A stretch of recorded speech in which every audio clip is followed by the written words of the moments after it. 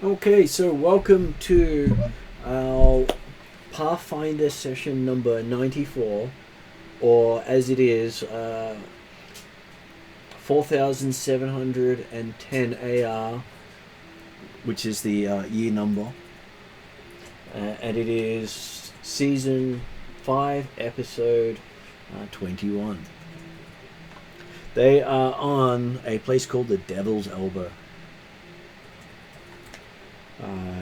A brief recap for the players before we introduce everyone. They were witnessing a starfall, as they call it, when something falls from the heavens and lands on the planet.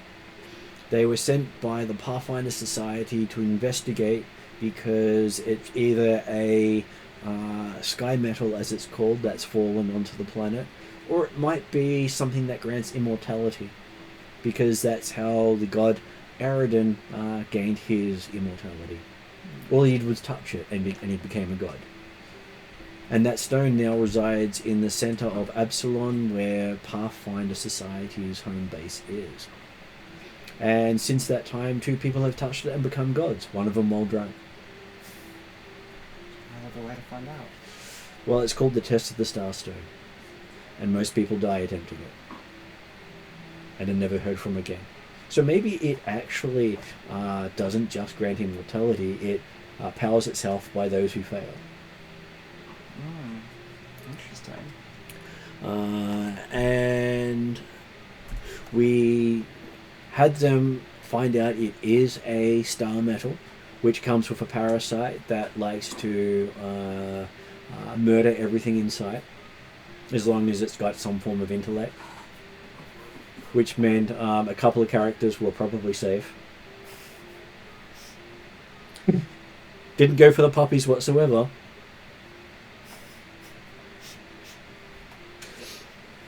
Yep. So not sure which characters that would be referencing. I'll leave that up to the players to decide. And after a few interesting battles, learning that they were gaining more sentience as time went by, and using the party's tactics against them. Using up all of my spells. Rude. It was a battle of attrition.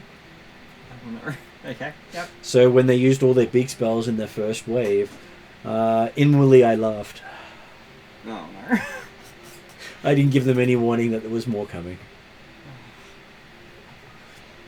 But hey, when you do something like that, if they don't know, they can't really plan for it. So, they did manage to survive. They cleared out a nest of wraiths the hard way.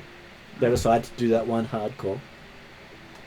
Because, hey, doing it the easy way just wasn't their motto. Then they went and discovered a bunch of dark elves, because hey, life isn't hard enough unless you're fighting chaos evil personified, because all dark elves are chaotic evil because they are twisted by magic.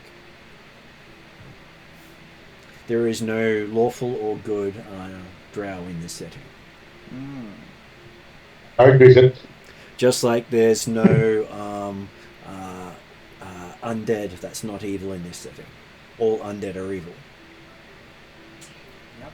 So when you have those things in mind, it's always interesting when you come across evil that's probably worse than what they were facing on top of the island, and that evil then went and enchanted the puppies to attack one of the party members, almost taking that character down by themselves. And it really looked like touch and go until the party did manage to get ahead when they were using tactics against them. And we ended last session with them successfully defeating the drow underneath the island. So, with that, and then finally go full quad to lick our wound, hopefully. What, you mean I'm supposed to give you time? Well, that's it. I was hopeful. Slightly naive, I think. Well, there was a shadow demon involved. who did take control of the druid and use all the druid's magic against the party. Yep. That's the thing. Okay, so starting with people online, we have Jeremy.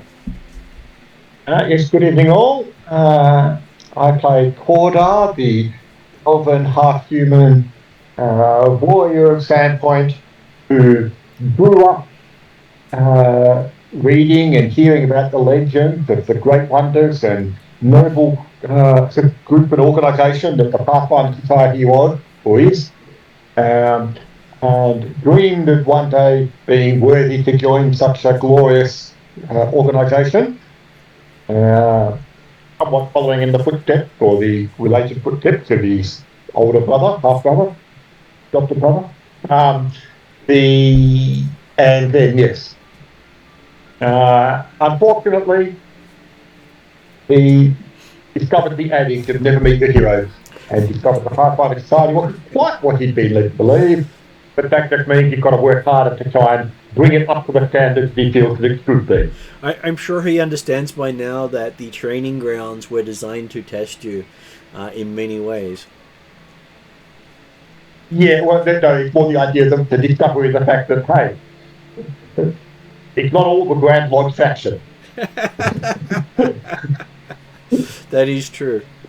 Next person we have online is Peter. Who's on mute? Greetings. I'm playing the highly moral and religious Lord Willie One Kenobi, husband of Ruby One Kenobi, who is a Hell Knight, amazingly. And apparently I'm one child with two on the way. There's been some foreboding about that, not in game, but by the DM. But we'll He see always how that likes to works out. add things in to make people happy. Yeah. I missed last session, but yeah, looking forward to seeing how the party goes this session. Yeah, you missed out on what was a very interesting combat. I'm sure. I'm sure we could have put the Benny Hill music to it and it would have worked perfectly. Oh yeah. Yep. Next up, we have online is Kessler. Okay, you go ahead then, Peter. You want No, I was just going to say, and with that in mind, no good deed goes unpunished. Hey, look, you also got a boon from your last good deed, remember? You can now sarcasm. Oh, I did. Yeah, true. I can now be sarcastic. Yes. I don't know how he'll relish that freedom. It'll just come naturally, I'm sure. Next up online, we have Kesley.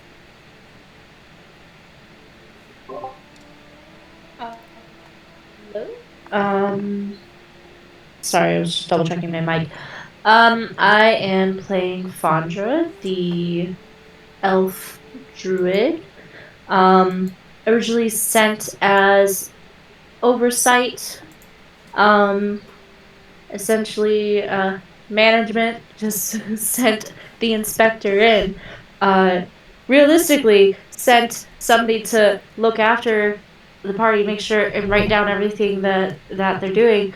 But really what she's learning is that, field work is hard work, as evident by last session when she became possessed for a bit and then all her spells were used against the party, and that was a fun time. Pretty funny though. So, yeah, good times. Hey, look, you were very effective. Very effective against the party. Almost killed them, but it's fine. Next online we have is Josh. Hello, I'm Josh. I play Parry, the buffest wizard known to man. Harry Potter is a half-elf, half-dwarf wizard. Barely scrawny, no muscle to him whatsoever, but somehow, someway, can't get hit by melee attacks. Other than that, can usually tank melee attacks living on like 2 health. So I believe you did get you did manage to survive last session without any damage. Yeah, I was just casting Dispel Magic. Okay. And at the table today we have Izzy. Hello, I'm joining the session for the first time, so I'm not sure how much of the character I need to provide, but I'm playing a character named Violence Larong. She's a human Nephilim, born to the House Sereni in the Chalexian Empire. So she's been spending some time with the Pathfinder Society and has recently graduated from their tests and is now heading off into the world to go in the deep end. Go in the deep end, yeah. Okay, so joining us shortly should also be Em, who will introduce her character when she gets online. Okay, so to catch you up to where you are, we are going to fast forward slightly to you getting up to the surface for a break before you go back down and make sure there's nothing left to defeat. You did get rather hammered in the combat. And while you're up at Clegg's camp, you are met by a resupply from the Pathfinder Society. They have sent in a contingent of fighters, miners, and clerics to assist with your time on the island. Well, that's good. I mean, obviously, because our initial mission was just to procure the asteroid. We weren't really equipped to actually get all the resources out of the asteroid, so I'm glad there's more support coming. All right.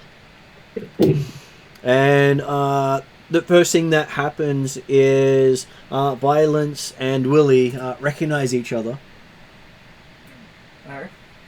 Violence recognizes Willie as extended family. Oh, hello. One of those cousins that became a Hell Knight married him. So technically he's family. That is technically correct. Just awkward. I try to stay away from family, not join them on missions. Okay, cool. But of course, he's that family that the rest of the family talk about tormenting. Well, we do have that in common then.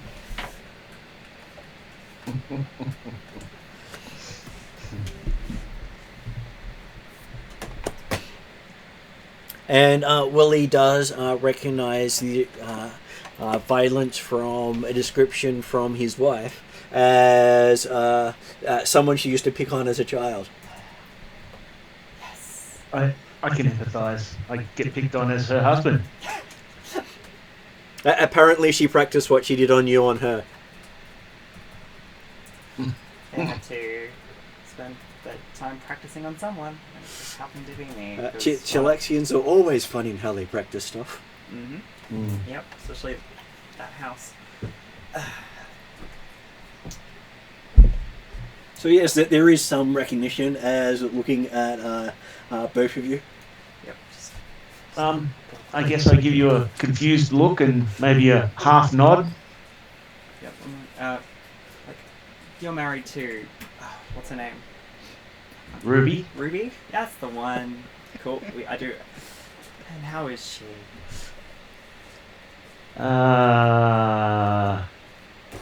Who are you again? You look familiar. Yeah. Well, she's a distant relative. So you'll see a picture on the screen there that gives you some help in her appearance. Yep.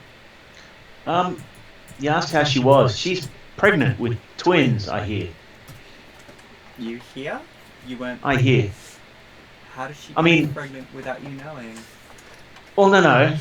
The pregnancy was expected. The twins, not so much. Oh, okay. That's better, I guess. Yeah, kind of, I guess. So now would be a good time for everyone to describe how your characters appear. So we'll start off with Peter describing Willie's appearance. Willie's very tall. He's about 7'2". Built a lot like a whippet. Doesn't really wear much in the way of much clothing.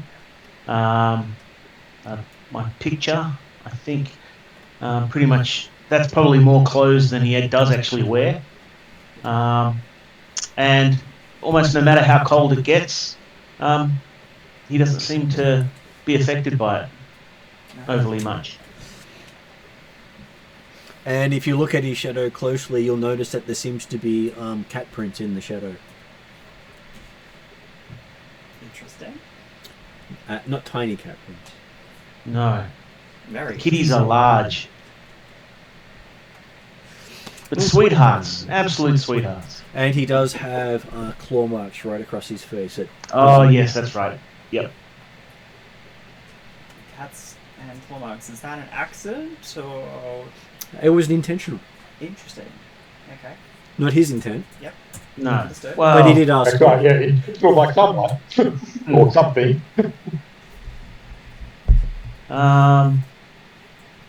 There's no... I guess there's probably no physical representation, but my character's also been cursed by pharasma.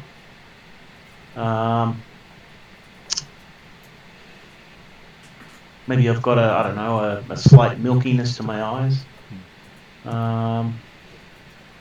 I've got wraps, monk wraps, obviously, around my arms. And that's probably about it, I think. Though you don't see any seams on the monk wraps. They seem to be attached to his arm. Yes. These are a gift from my wife. I'd be careful with gifts from her. She's Yeah. has a history. Yeah. Let's just put it Yeah. that way. My name was the least of my worries in the family. Okay, so might get Jeremy to describe his character. Okay, well, it's Otehr. Let's see. A elven half-human warrior. So he looked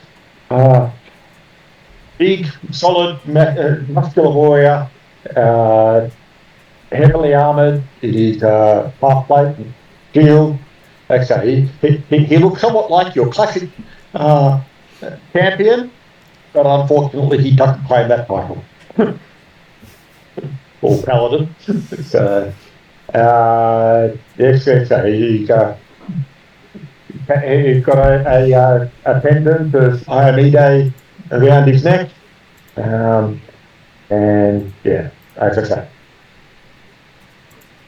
Think of the classic warrior, paladin, that's who you're looking at. Okay, so we'll get Like Kesley. weapons hanging off him everywhere.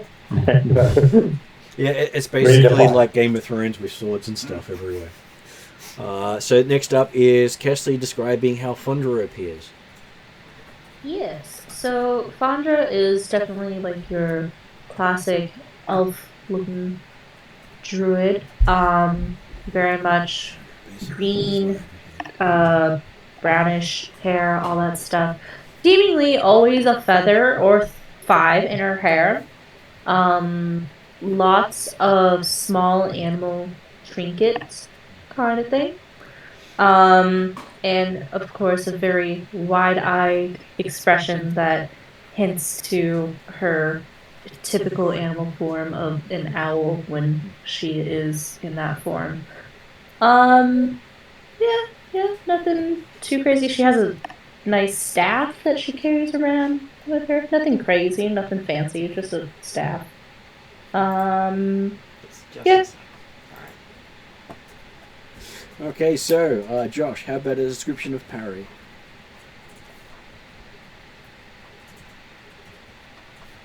Oh, you're not on mute. There we go.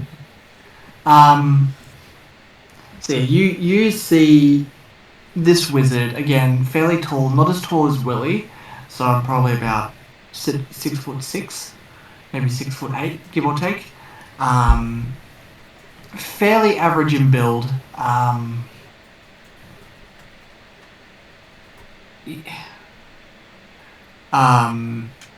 You see a shard buried in his right arm.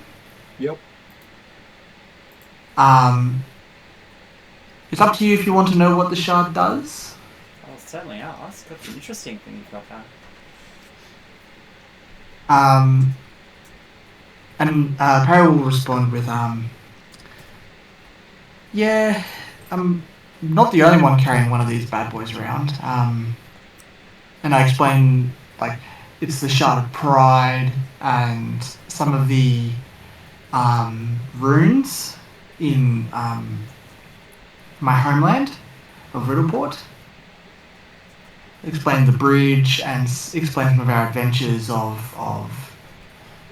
there were different, was it demons that we've released or something? Like one of I'm sure there's many demons that the party have released. Oh yeah, probably. But like from a player somewhat character knowledge perspective, basically, yeah, each of the sharks has been protected by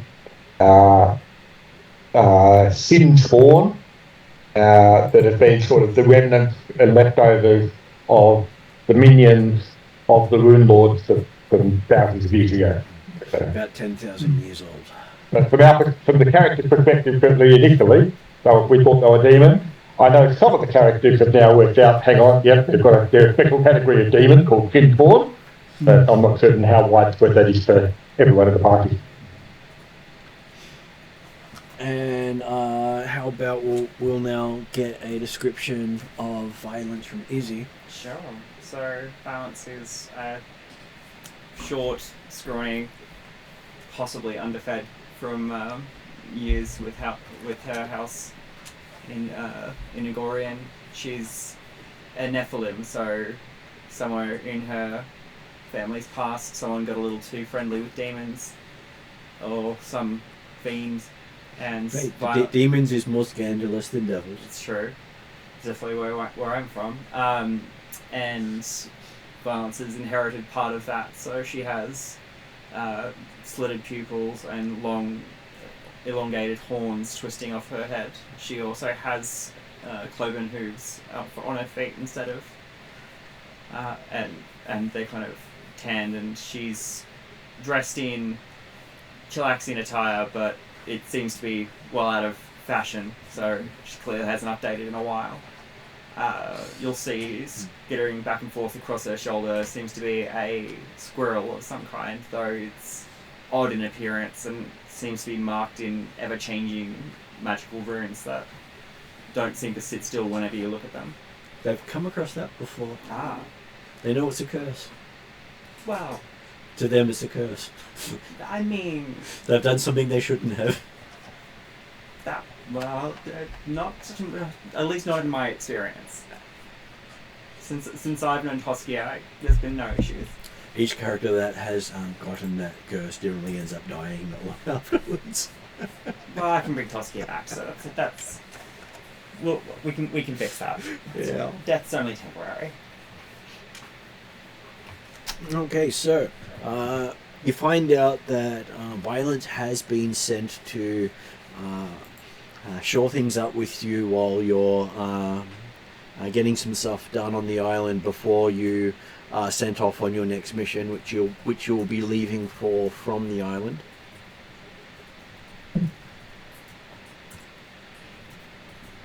And that a boat will reach you at some point to take you there once you've collected all the pieces of the sky metal. Or at least help direct all these new miners and personnel as to where to find it, and warn them out of the dangers of the hopefully limited number of protectors that still exist on the island.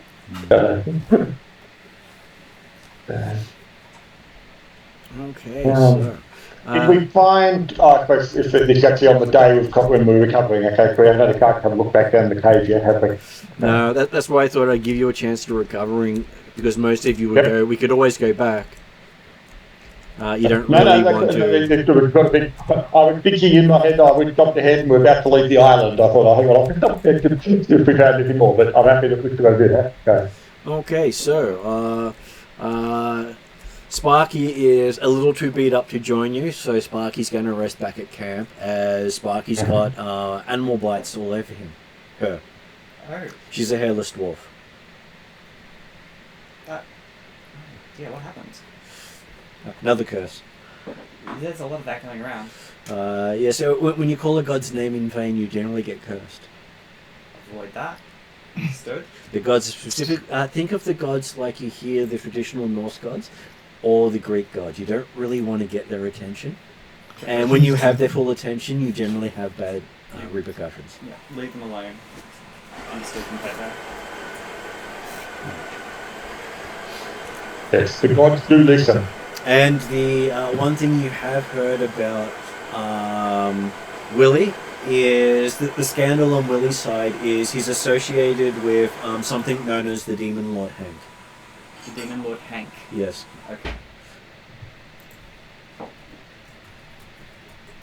As he has somehow gotten the guidance of the Demon Lord, and Tends to be frowned upon. in Shalashing society, that's a what? Yep. That's the Nine Hells, not the Abyss. We're shifting away. I sympathise, but also, it's a bit naughty. Shouldn't be doing that. And for player reference, that's actually a former character of his. Perfect.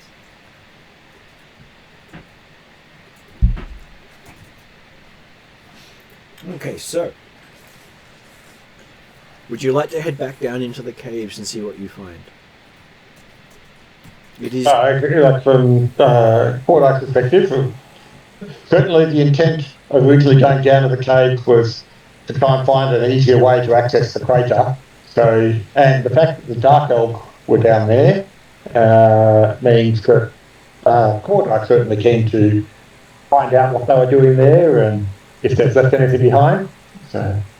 Might be slightly dumb question. We had a long rest and I regained my spells, right? You have regained your spells. Okay, thank God. Everyone's awoken by the booming voice. Duzar has 85 days left. That's right. What? M will explain that. Yeah. That's another curse. Oh. Is it a curse? I thought it was a challenge. It's both, because the curse requires the challenge to undo the curse. That's right. I thought it was an alarm clock. Yeah. Time to go to work, Pathfinders. 85 days to live. I think what this party has determined is that if you don't have a curse on you, then you're not doing your job. Yes.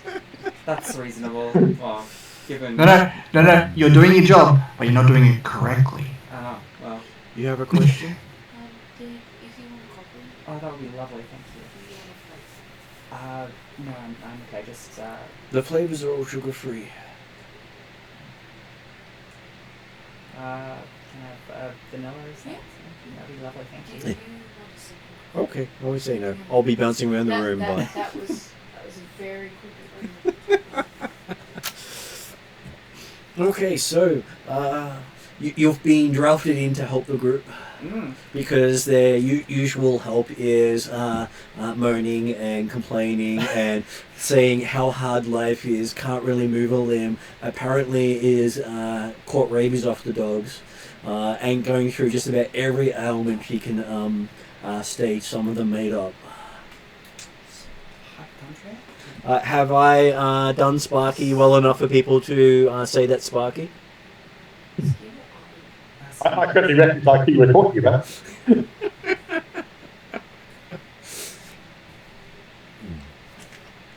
And I'm sure Duzar's wanting to hit Sparky a couple of times during those complaints.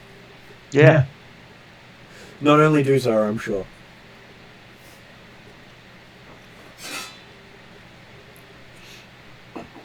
So, as you guys leave Clegg's camp, you can still hear Sparky complaining for at least half a mile.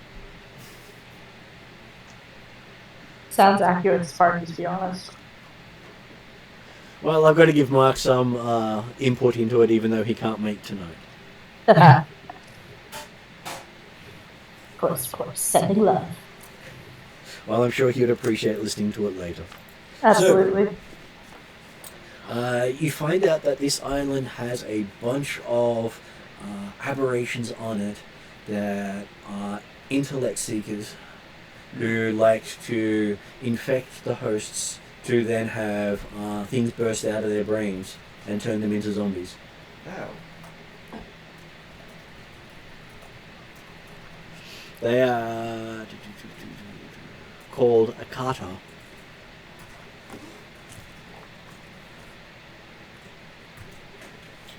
Well, that sounds awful. And they are blue creatures.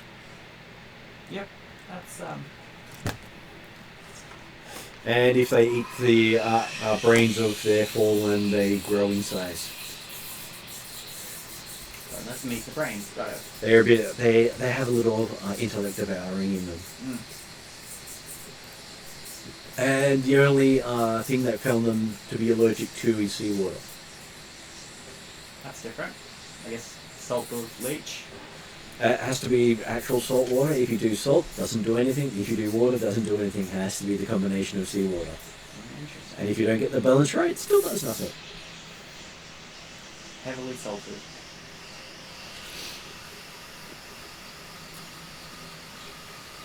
But salt water itself is deadlier than, well, seawater is deadlier than just salt water you make yourself. No. Alright, so what you're suggesting is that we fill a couple of water flasks with seawater before we head in. Is that the idea? Well, you'll be going down the wall of a 200-foot cliff to the sea to head into some caves, so you can get some seawater while you're down there. Understood. Luckily, they don't seem to be underground. They're just roaming the island, killing whatever intellect you can find. They had managed to get rid of some wraiths, so you don't have to worry about undead hunting. Well, that's something.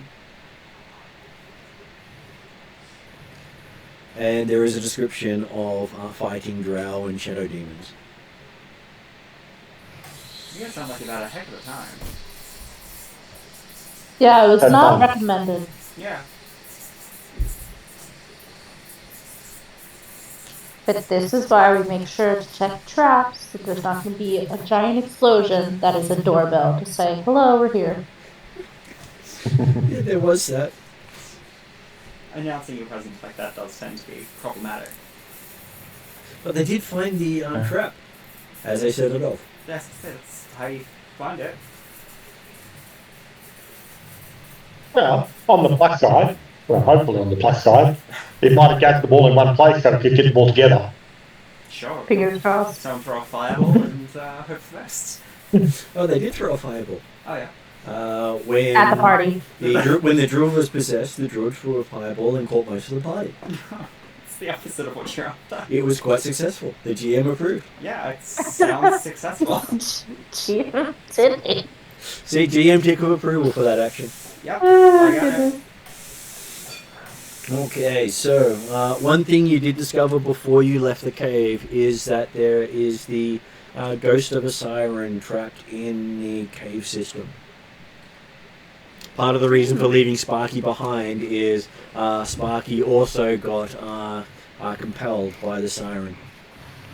Oh, yeah. That's where we left last session with Sparky Yep. walking to her doom. Yeah.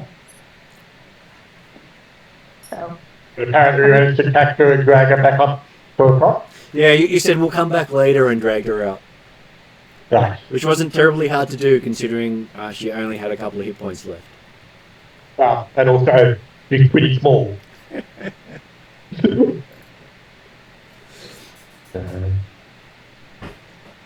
Okay, so in the main area you've still got the bodies of the drow you defeated. They have their masterwork gear. including the little hand crossbows. Sorry, Martin, I'm gonna have to head off early. Beard hasn't gone to bed, so I'm going to buy dinner on the way into work. Okay. Right. Thanks for joining, Josh. That's okay. Well, obviously, if we haven't had the opportunity to do it, we will search the bodies and at least, hey, there's quite a lot of extra people up there now that might be interested in some of this gear if it's not gear for us. So you've got, let me see, that would have been 4 sets of masterwork chain shirt, shield, steel shields, rapier, and hand crossbow.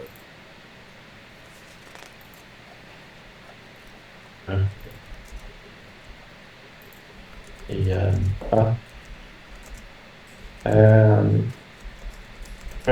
we'll put that aside if people don't actually want to carry it immediately, but presumably we're coming back up this way, or at least someone will be coming this way. Okay. I was gonna say, I would probably ask for the hand crossbow if no one else objects to that. Would you really want to wield a weapon used by the hated elves that shouldn't really exist? Ooh. Yeah, you're right. For any other character, they wouldn't have any problems fine, with it. But for you specifically, it would be a problem. The lore in the setting is if you get angry enough, you will degenerate into one of these and be unrecoverable. Yeah, no, I don't want that. Never mind. Certainly Cordar warns any elves off it. Yeah. I mean, he's been a bit too close to that. Half elves also are susceptible, though it is a higher difficulty for them to fall. No, but Cordar's already aware of that because, hey, he got very, very close to falling. Well, you did fall and then you got the elvenness blown away by someone else. Exactly.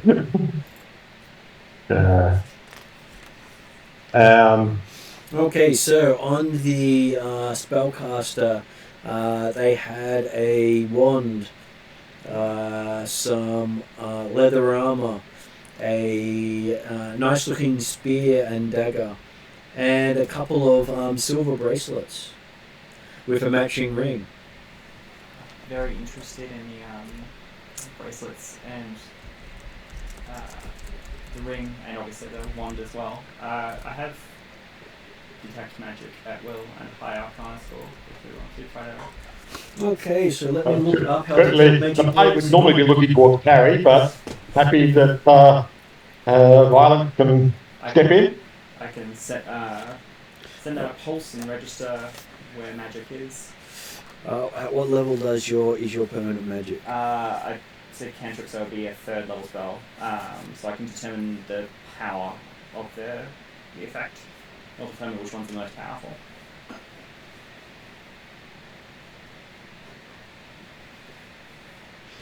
Okay. So, you detect the presence of a powerful magic. Of at least 5th level. At least? So, does it go up there? You do not know where it is, or what it is, you just detect its presence. Yeah. If you were getting it at lower than 3rd level, you detect magic. That's true. So up until 3rd level, it was the bane of the party. Because if you're not aware of the magic, so if someone was to cast light and put it on a pebble in their pocket, that would be ringing for you every time you cast detect magic. Yeah. If they didn't tell you they did it. Good to know. So the party members have figured that out, that if one of them has a hidden magical item they haven't told anyone about, it will constantly ping the other party members. Because that's how it works. You have to be aware of the item.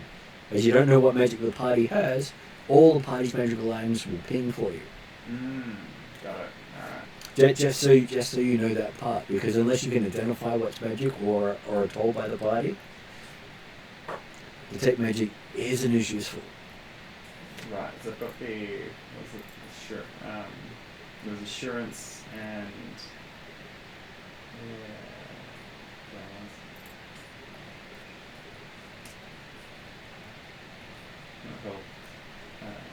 assurance, and automatic knowledge. But I just grabbed what was randomly It's okay. easily. That's not finished. Oh, okay. That's right. I just wanted to tell you before you tipped it the wrong way. Yeah. Assurance and automatic knowledge was that one. Yeah. So with it, you can go, yes, there's magic in the vicinity. Within 30 feet of you. Got it. But I'm also surrounded by Pathfinders, so without being a slightly higher level. And all of them, including you, have a Wayfinder. So I do have one. you will have a Wayfinder as part of becoming a Pathfinder. Got it. It may not be a special Wayfinder, but you get a I do have a Wayfinder. Wayfinder. And no Aeon Stone to go with it. Not yet. Not yet. That's for you to gain over time. Understood. Currently, the only party member with an Aeon Stone, I believe, is Parry, who has one embedded in his arm, Ah. which has activated the shard in his arm.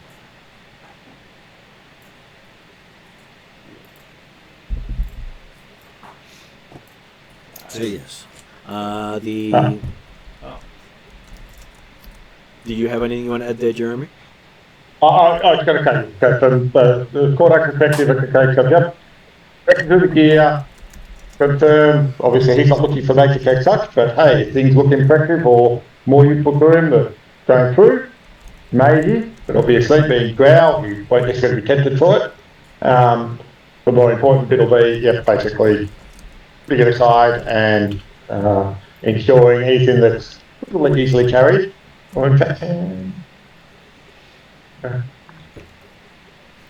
actually, because it's Growl, he doesn't necessarily want falling into the wrong hands, so he's going to be actually pulling out his pouch, laying it on the ground, and putting all the stuff into it.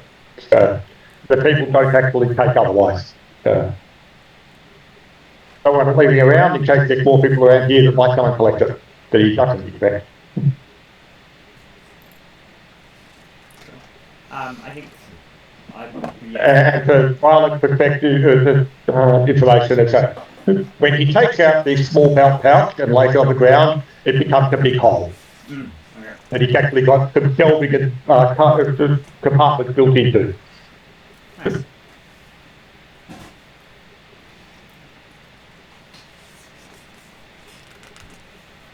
With the ladder leading down to the pit.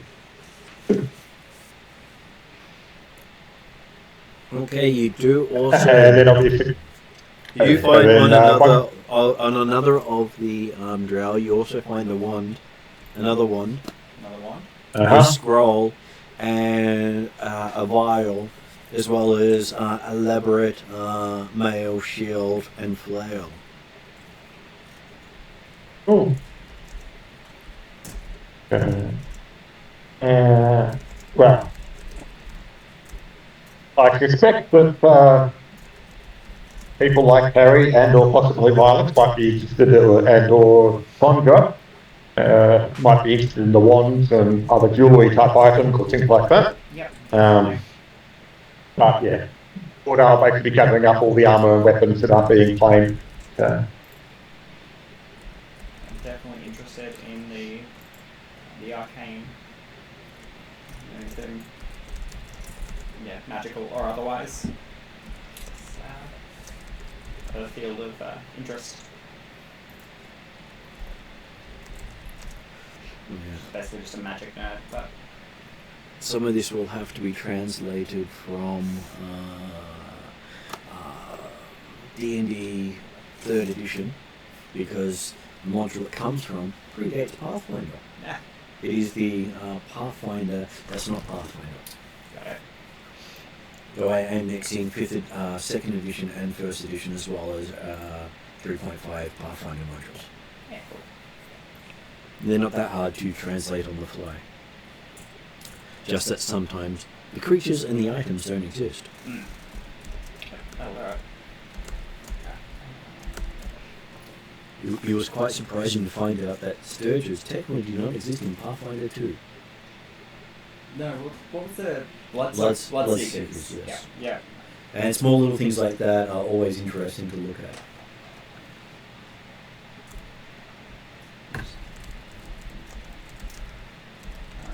Alright. there's a way I can figure out what these items are for us, or if it's. Do you have identify? Is that a separate magic? I have. There is a special magic identification.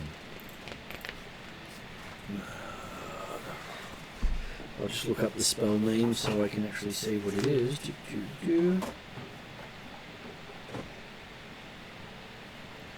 It's like a skill action to identify magic. No, it's an actual spell.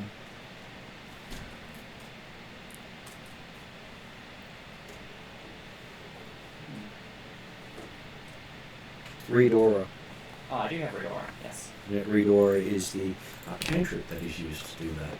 So I do in fact have Read Aura. that's where you pick it up and spend a chunk of time going, is this magical? No. One minute just staring at it. Yep, I do have Read Aura. So one of them tells you that there's magic in the area. The other of them tells you what magic is on something. You go, no, this is mundane. Bugger. Okay, next thing. Next.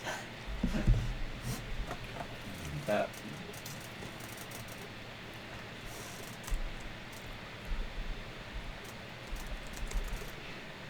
Yeah, I'm happy to spend some time trying to identify this unless we're on a time frame. You'd probably be doing that between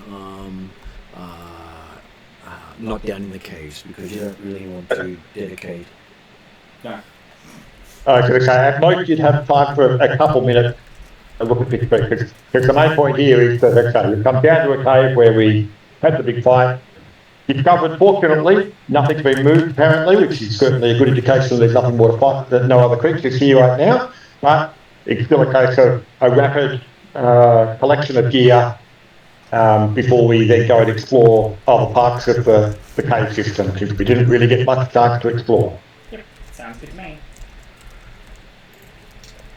So I'd probably get you to make sure you've all got your spells prepared for your spellcasters. Yeah, I just realised that I hadn't ticked a couple of boxes on my, but I've got all my other spells prepared now. So unlike 5th edition, these ones are you put the spell in the slot. Yep. And if you cast that spell's gone. Yep. So you don't get to cast 2 heals unless you've got 2 heals set. Yeah. Yeah, cool. That's fine. I do have I have them set at level. And they are basically cast at level. Only sorcerers and spontaneous casters can cast it at a higher level if it's a signature spell. Yeah. If it's not a signature spell, then even if you spontaneously cast it at a higher slot, it's at whatever slot you learned it at. You were going to say something then? All prepared. You're all prepared? Yep. Okay. Just quickly checking out the mine all marked off, but I believe I'm good to go as well.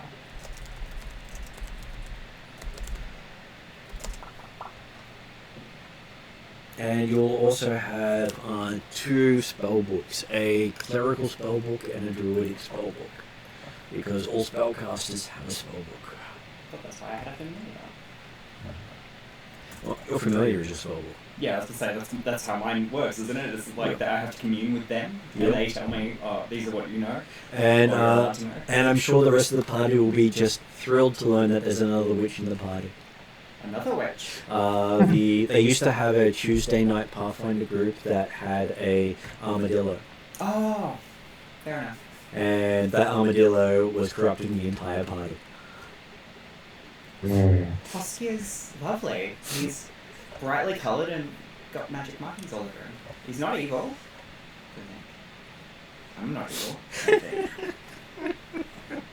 I don't know. We'll find out. Yes, it is always funny to see how that works out. I don't know who my patron is. I just know that I have magic and everything's better. It's all better with magic. Okay, We're gonna have to so strike up a bargain with a demon. Devil. I really so need would to you roll. like to give Izzy any extra information about what's been happening? And I'm just going to quickly go to the bathroom. Right, okay. We've given an update on if we find the alien type creatures and how we react to them, and the fact that we got Drow, and the so we basically caught up on all the important bits. Yeah. So how many exits were there from this main first room? Oh, there were two. There was one, I guess, kind of going south, question mark. Well, actually, okay, so as you walk in through the big hole that blasted through, there's one to the right and one to the left. The one to the right is where we were pulling Sparky from when she was looking real entranced. Yeah. So let's go left first of all then, I would think, which is the direction from which the drow are coming from, wasn't it? Yes, that's the direction where the drow were coming from. Like, I remember the two backup archers and the spellcaster came from there. Just going to see if I can bring the map up for you.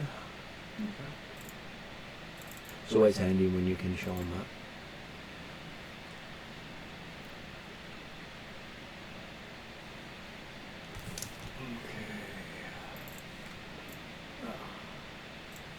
Also just trying not to show everything else at the same time.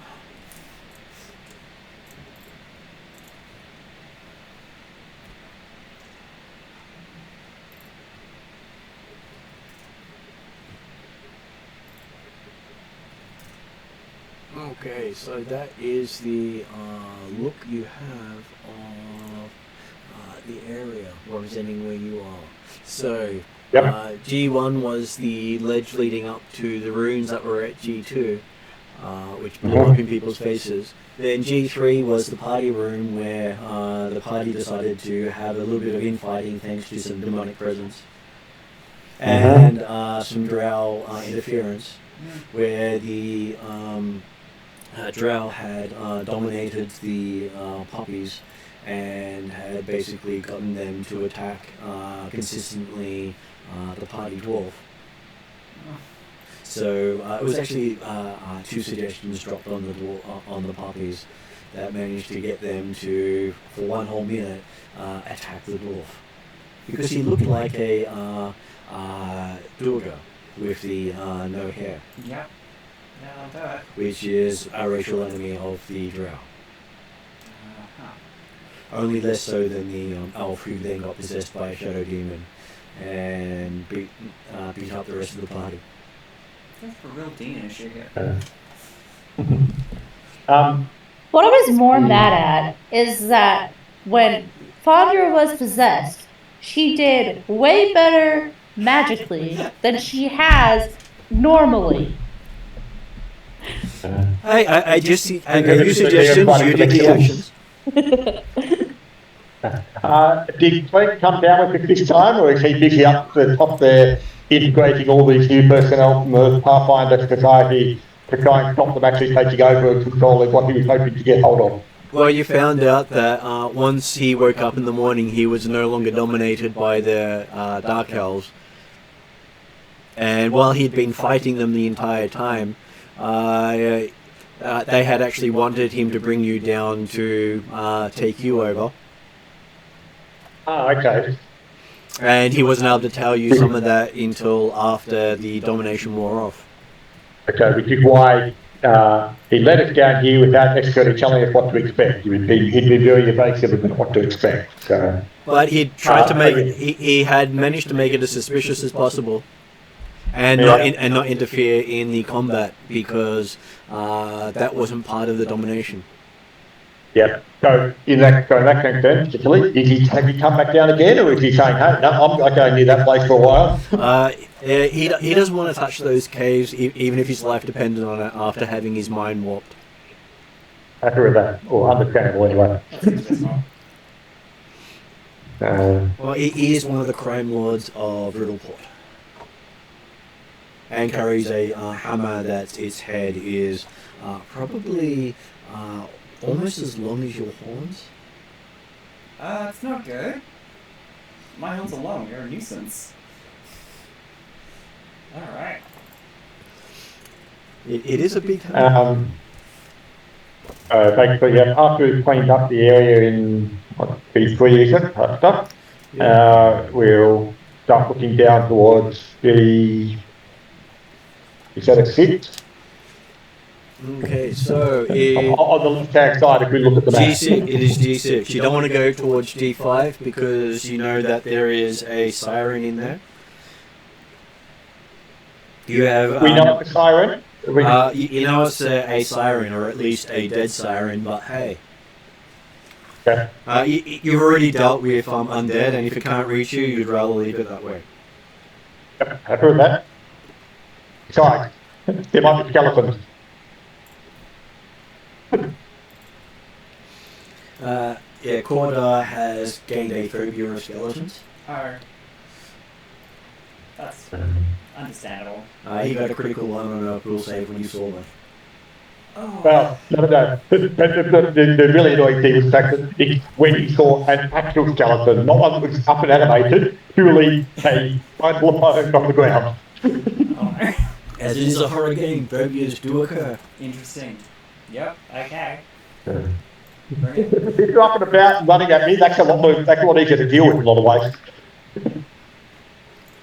Okay, so amongst the writings of the priestess, you find the name Chemetagugo. I'm just gonna... That is Chmetugo. Does anyone say that aloud? Chmetugo. Yep.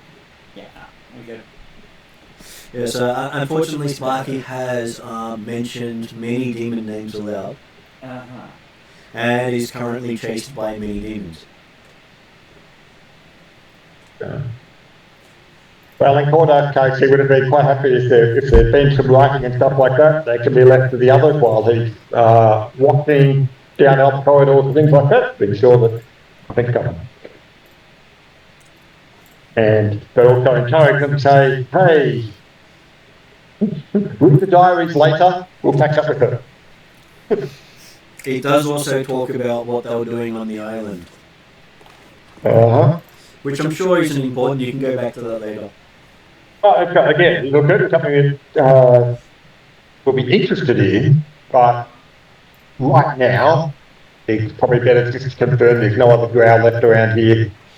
Okay, so looking through G6, it just looks as if it was a place where light is dimmed. Everything's in shadow. Okay. Which is why you couldn't see things coming until they came into the room. Do we need to be walking with the light cell going or something? Even a light spell doesn't light it up. Of course. Why would it? You do know that drow specialise in magical darkness, Yep. especially creating shadows. Makes sense. And then a shadow creature can then exist within that indefinitely.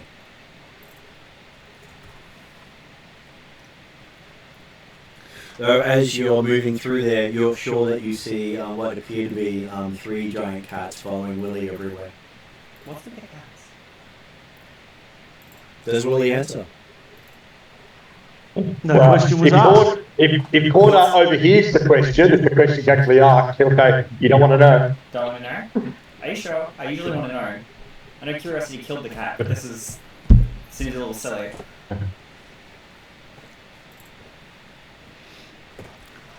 How does Willie answer?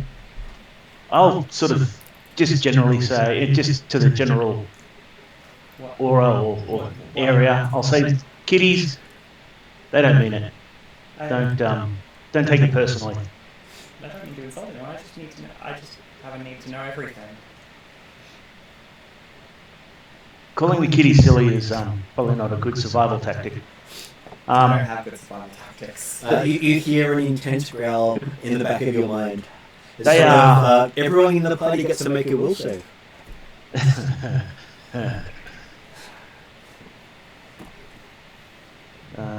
13 on the dice, so what's that? Oh, so she's 24 for Cordar. Yeah, same, 24. 24.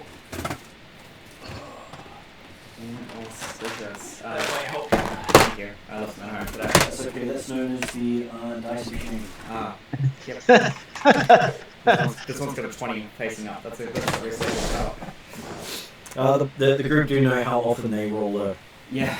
And anyone who rolls a GM dice is lucky if they don't roll a 1. Okay, well, I was very close then. I was saying 31 for Chandra. that's some. Yep. All right, it's 27 off there. Well, we'll go with the 2-year-old earlier. Yeah, that's fair. That's 14. And so everyone else, I believe, got over 20. Yes. Yep. Asking questions. Anyone get below 25? Yes. Yeah, Porter, Peter, Okay, Corda and Peter both have blood coming out of their ears. So Corda and Willie have both have blood coming out of their ears. And unfortunately, we have Violence basically having a vision of 3 cats around her, each swiping her. And next thing she knows, she's got claw marks on her from each direction.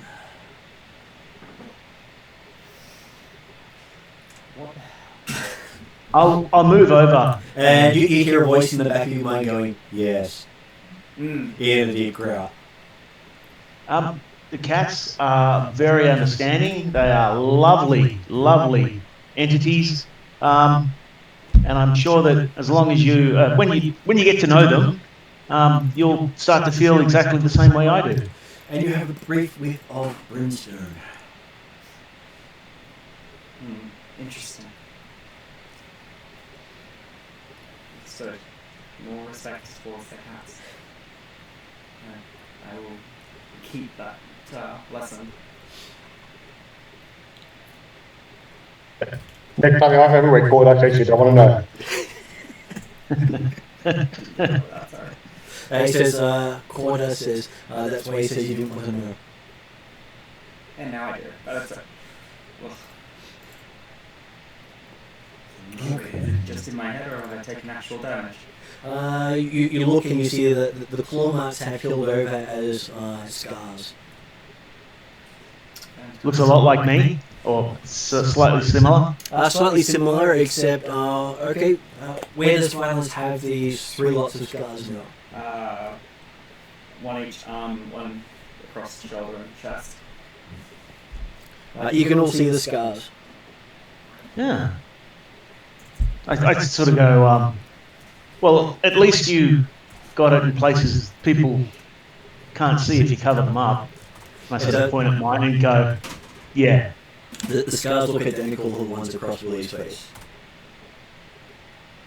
Ah, I see. You realise you've now been marked by a demon lord. It's a demon lord, okay? Yep. Probably the same demon lord that marked him. Yep. Demon Lord Hank. Demon Lord Hank.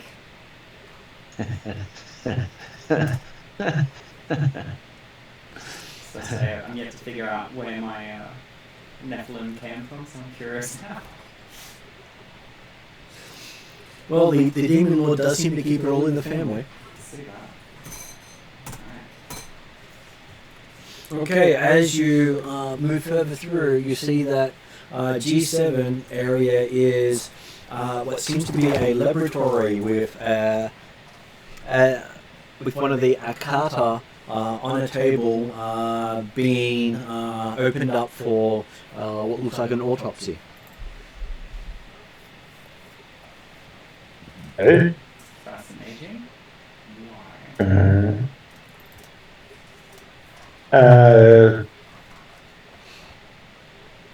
That might be worth having if there's any notes and things like that attached to it. Have a brief read through to see if there's any indication as to other weaknesses or examinations. Well, unfortunately the notes were in the drill book that you haven't looked at. Okay, happy with that. But certainly the carpet is very dead, and there's nothing else in this area. No other living creatures. There seems to be a platform to allay to look out over G1 and G2. Okay, so yeah. So they could literally attack from behind if they wished to. Okay. What the very least have water that will come in whether or not you're not. Okay, in area G8, you find hammocks set up for the soldiers of the Drow. So it turns How many out hammocks? there are 6. So the first night, instead of being 4 sets of chain shirt, steel shield, rapier, and hand crossbow, there were actually 6 of them. I forgot about the other 2. The actual numbers didn't bother me too much, as long as the numbers were dead, equal the number of hammocks. What I'm happier. And then once you move past that last entryway, you find yourself in a rather large sea cave with a wooden platform built over the actual water itself. So several thick rocky natural pillars rise up in this high sea cave, the water filling the lower portion of the enormous cavern sloshes and surges with the tide. And a 5-foot wide rocky beach lines the northeastern face of the pool. The cave ceiling is to a height of 80 feet. To the south, several wooden platforms attached to rock pillars are further supported by wooden pilings. The structure looks somewhat treacherous. The sound of falling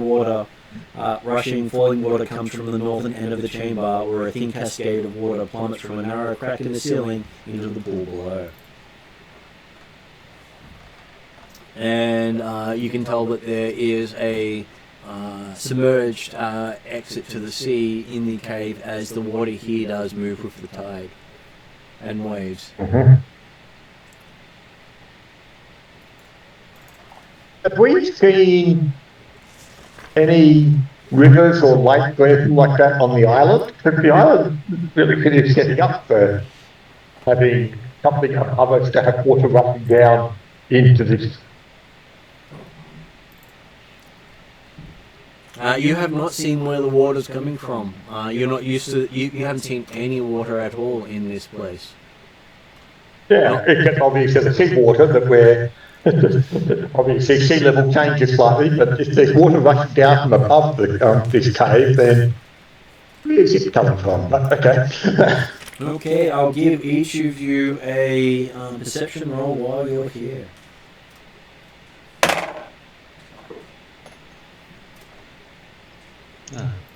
13 again. 13. No, 13 on the dice, which is 22. How'd you go, Izzy?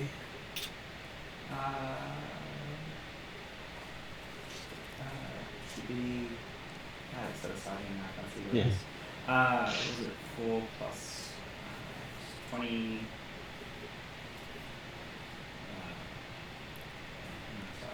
Weird. Sorry.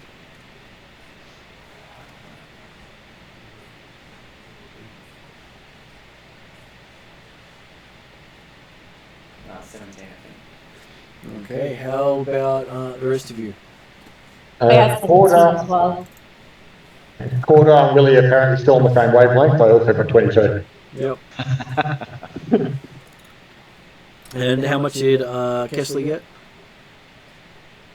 Oh, 17. 17. Okay, so Quarter and Willie glance and see what appears to be a fin of a giant shark in the water before it disappears from sight.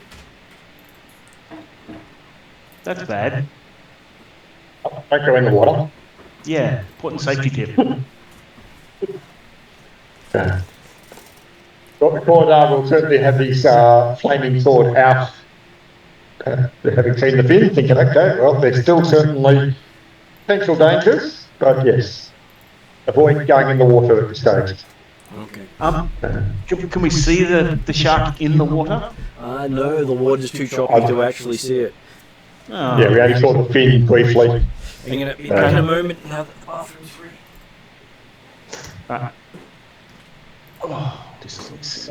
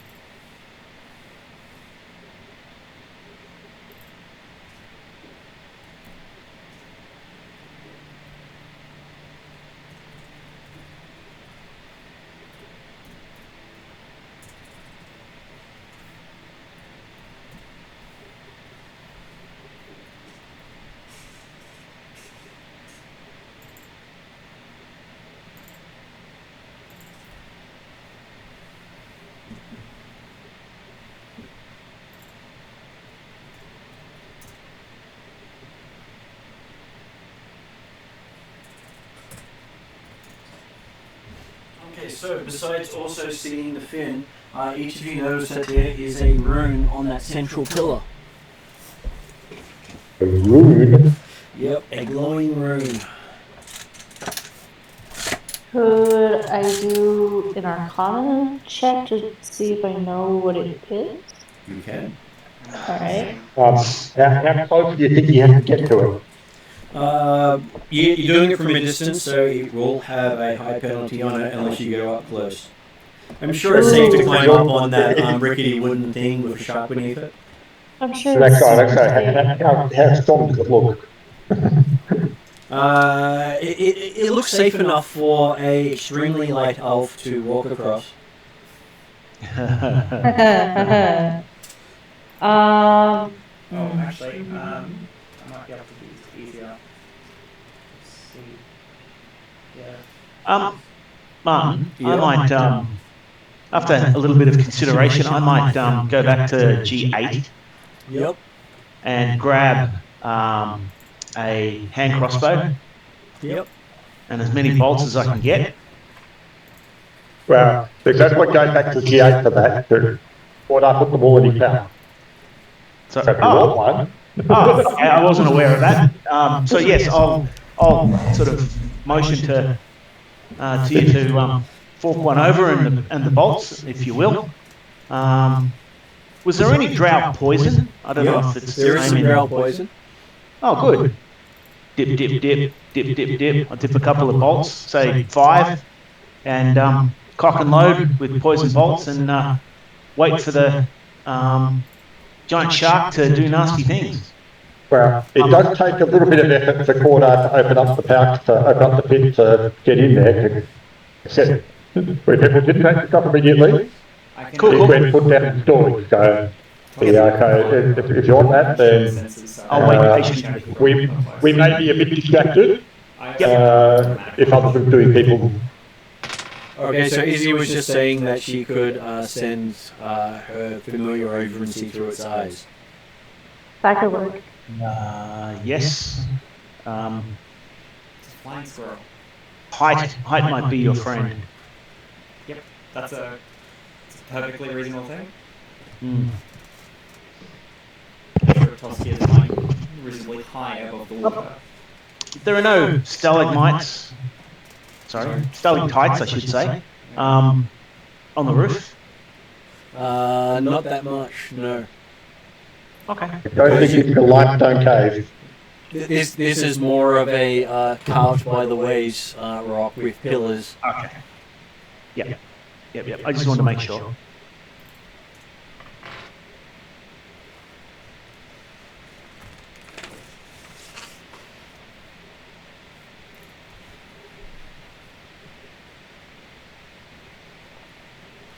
Okay.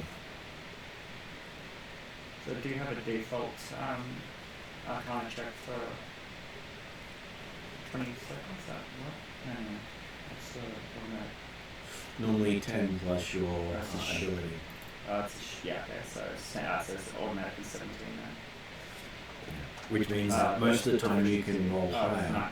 Automatic 19. You have a 50% chance of rolling higher. Like you can automatically go, I've got this. Yeah.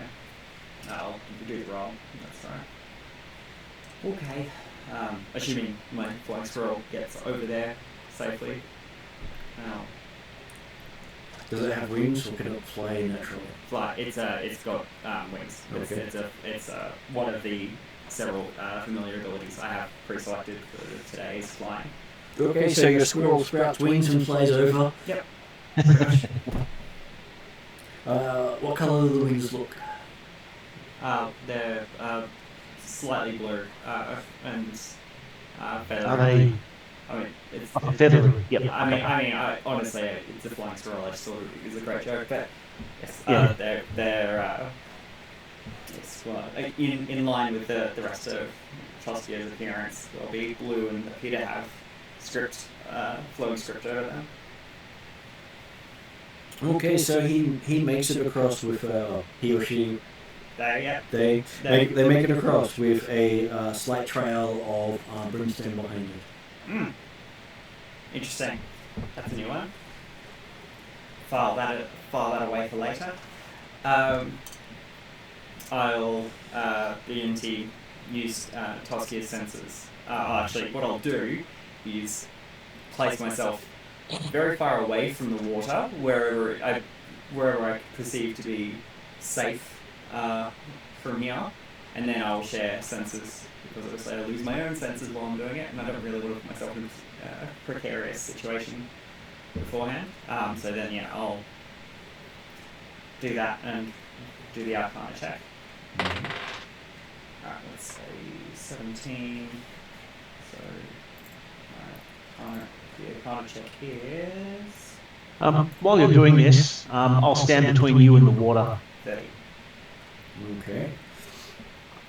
So looking at it, you do identify it as Thassilonian runes, which most people still can't read properly, because technically it's a dead language that no one has spoken for 10,000 years. Dead languages are kind of cool. Sorry, I have... Translates prepared, I believe. But they look like they were carved recently into this rock. Ancient language, not ancient carving. Mm-hmm. Different? I don't have translate class.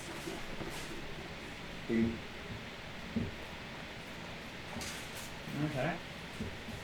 I'll convey that to the party and direct Toskia to come back. Again, keeping a high birth of the water. Okay, it does see a shadow moving under the water as it flies back. Alright, do I get a rough gauge of how big that shadow is? You think it's maybe about 15 feet? I think that's a big enough shark not to engage with, yep.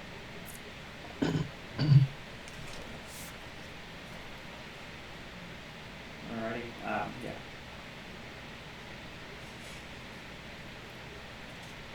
And while you're doing that, Cordark dug out these crossbows that Willie could have grabbed earlier. Awesome. Thanks, buddy. While he's coming back, can I get a perception to see if there's anything else from his perspective that we can see? Well, I was going to give Fondra a roll while you were doing the looking. Willie and Corda were busy. That left us Fondra to be able to do something. Would Fondra do a perception roll? Yep, perception would be a 28. Okay, you see that over in... Just trying to find the right area where it is. Now, over in area G is what looks to be a chest with ore samples beside it. I will point this out to other people, saying, it looks like there's something important over there. I wonder if there's any information onto what this is. Pointedly looking at Cotter with a book. Well, no, Cordark's got the book at the but if Cordark looks up and says, oh, well, looks like the ground been collecting the ore as well, so we definitely want to keep hold of that. So. How accessible is that space if it's on the other side of the waterfall? I'm sure you can walk through the waterfall as long as you don't slip. Mm-hmm. But hey, you've got water to catch you if you slip. Mm-hmm.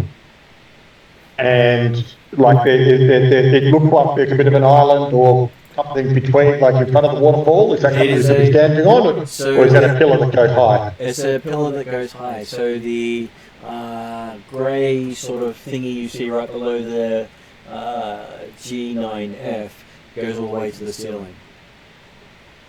Right. So the waterfall goes either side of it, and the walkway passes through the waterfall. Okay. But basically, yeah. So but yeah, that walkway, the G9D that's on the other side of the waterfall, exactly the extension of that walkway, is it? That is just an extension of it. Okay. And how wide is the gap then between the wall and the pillar? It's very narrow. There is not much of a gap there at all because the water actually hits it and goes across and down into the sea itself below, and it On my side, has been eroding it away. So you notice that it is more of a slope where the water is than as a straight path. okay. On the plus side, it means that it should provide some stability, handhold on both sides to help to avoid slipping into the water. If you did slip, you'd basically be ending up in the water with the shark. That's correct. Yeah. Oh, awesome.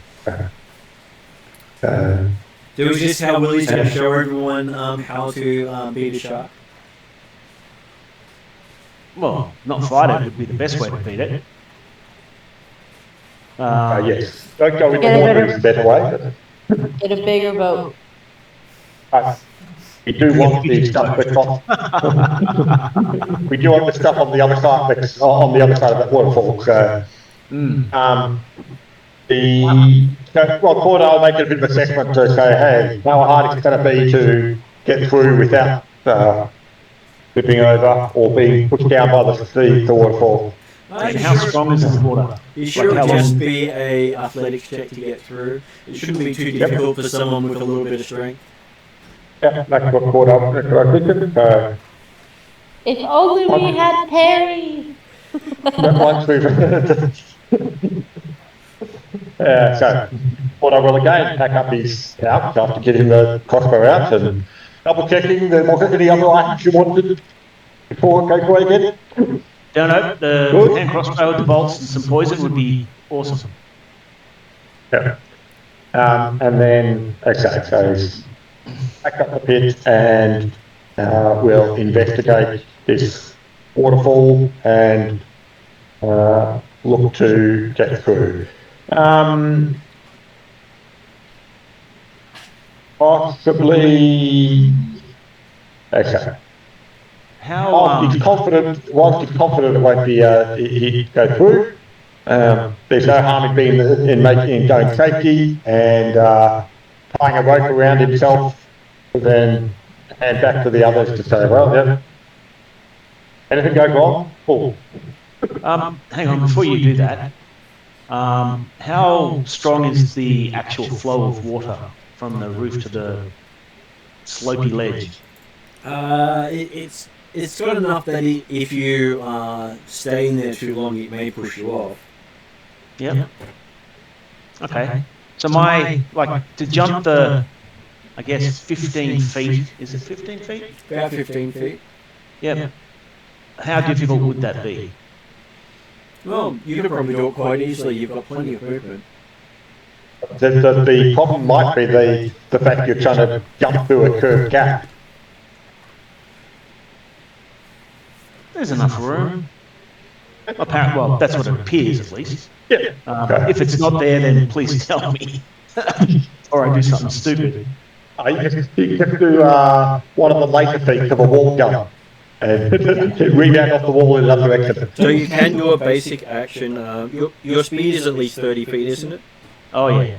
Then you could easily do a 15-foot jump as long as you've got a running jump. Okay. Because I've got my staff that adds significantly to my athletics. It does. So I was considering using that as part of the jump and taking a rope across that would at least provide something for people to hold on to or tie to themselves on the way over. Well, happy, if you want to go first, I'm happy to go that option, but okay, I'm thinking that because of the narrowness of the gap, handhold shouldn't be the major issue, it's just a matter of avoiding being pushed into the water. Yeah. Yep. Or slipping down the slope. So, okay. So if you want to try first, or Corda go first, either one? Well, if Corda wants to stand on this side, holding one side of the rope, I'll jump across with the other side of the rope, and then people have got a nice rope bridge to hold onto on the off chance that they slip. All good. Cool. All right, I will throw caution to the wind and attempt to jump across with my side of the rope. Make a Or my check, end of the and while you do so, we'll have Em introduce her character. Hello, my very late and grand entrance as Doozer, or Flex One Arm, and Puppies. I have no idea where we're up to. I know we're in a cave, and I'm probably lost. Apparently, you're bringing up the rear for them. Ah, And there's a new person in the group. ooh, there's a new person in the group. Hello. Ah, Fridays are interesting, so I've joined both Fridays now. ooh, nice. All right. And currently, they're in the big water chamber. Yeah. The other thing that occurred was that while we were resting up overnight, more Pathfinder Society personnel arrived on the island, which is where Violet had come from. And so we've just gone back down to the caves to confirm it's cleared out and gather up the remains or any big pieces left over from the ground. And Valence now has 3 sets of scratch marks like Willie, just on different parts of her body. Okay. She queried the cats. Always a good play. I'm learning this. Okay, so you are healed up and rested.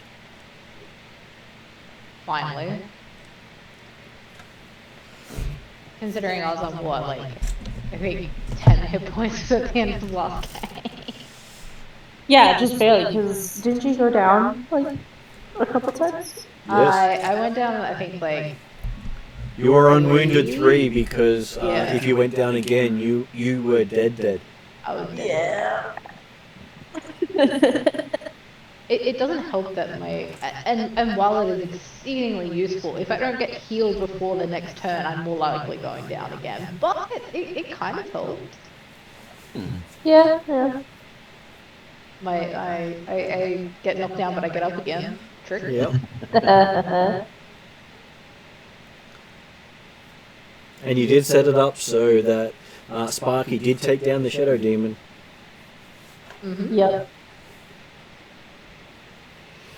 Okay, and by the way, you currently have 85 days left. Oh, sweet. Yes, I should. I missed my morning greeting. Okay, so what was Willie's athletics check? 41. Okay, you make it over without any problems, barely even notice the water, and then you realise you didn't even feel the water. I was going to say, you still didn't get wet, just like standing in the rain. Yeah, that's it. You suddenly realise that you could have just walked over. Yeah, but you know, when you got to look cool, you got to look cool, right? I mean, dudes are approved, so you know that's something, right?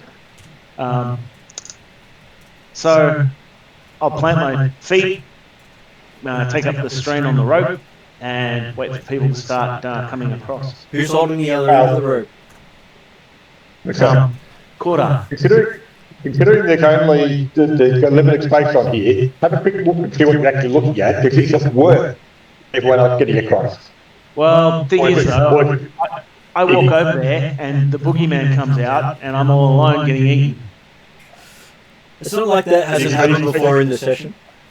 Yeah, but it doesn't look like there's any space for the boogeyman to come out. What do you mean? There's So, 5, 10, 15, 20, 30 odd feet.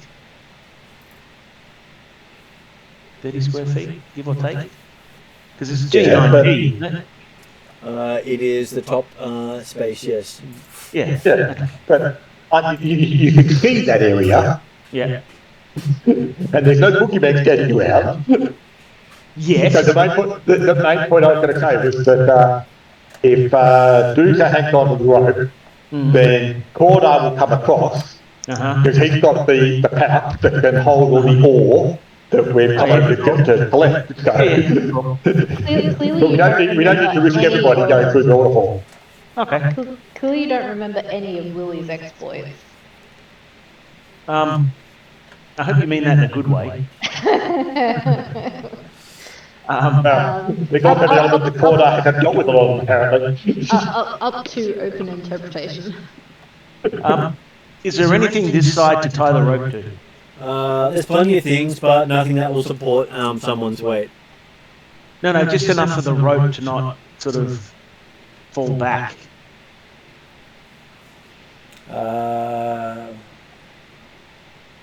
There's a chest.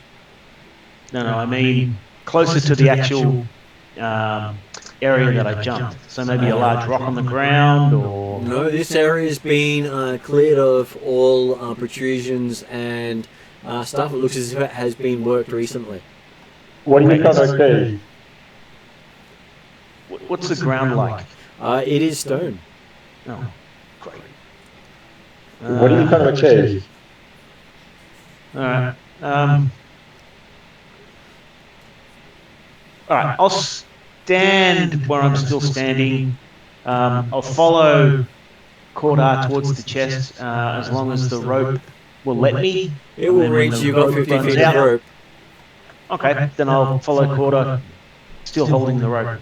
But Cordar still has to make his athletics check. He does get a bonus. If you're holding the rope on one end, and Dude's is going to hold the rope at the other end, and Cordar's going to go across, without necessarily aiming to use the rope too much, but he's more working on the idea of the side of the cliff, so the rope can back up. So.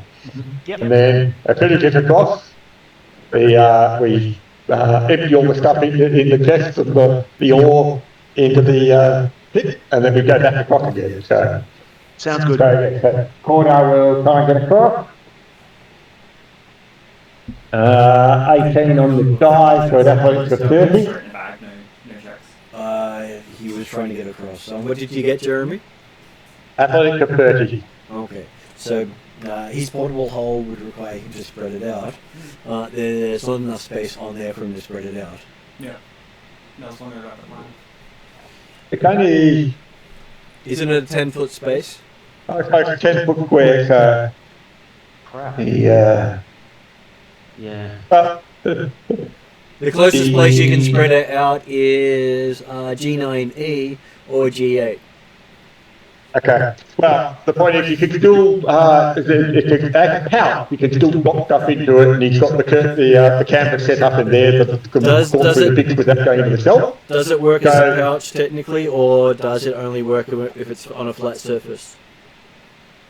Well, the way I'd understood that it was working was that it effectively worked as a bag of holding type stuff while it was in pouch.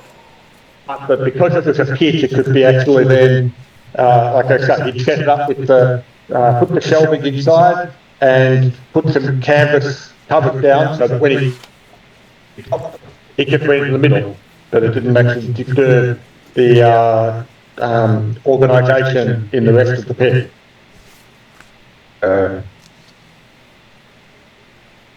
Because I thought you were just using it as a pouch until you spread it out.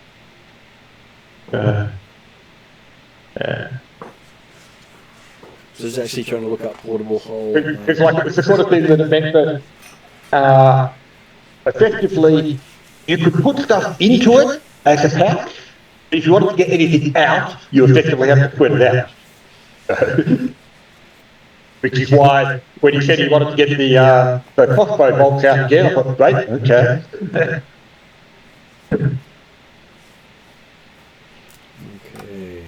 Do you know where portable hole is in the book? I would look for it recently, because it was also one that the way you described it when we originally found that it was not exactly a portable hole and not exactly a bag of holding. I think it was one of those holdovers. Yeah. And unfortunately, no, I haven't got a page number on it now. What was it? Treasure Vaults. That's the book you're looking at. Page 115. I don't think I have treasure vaults.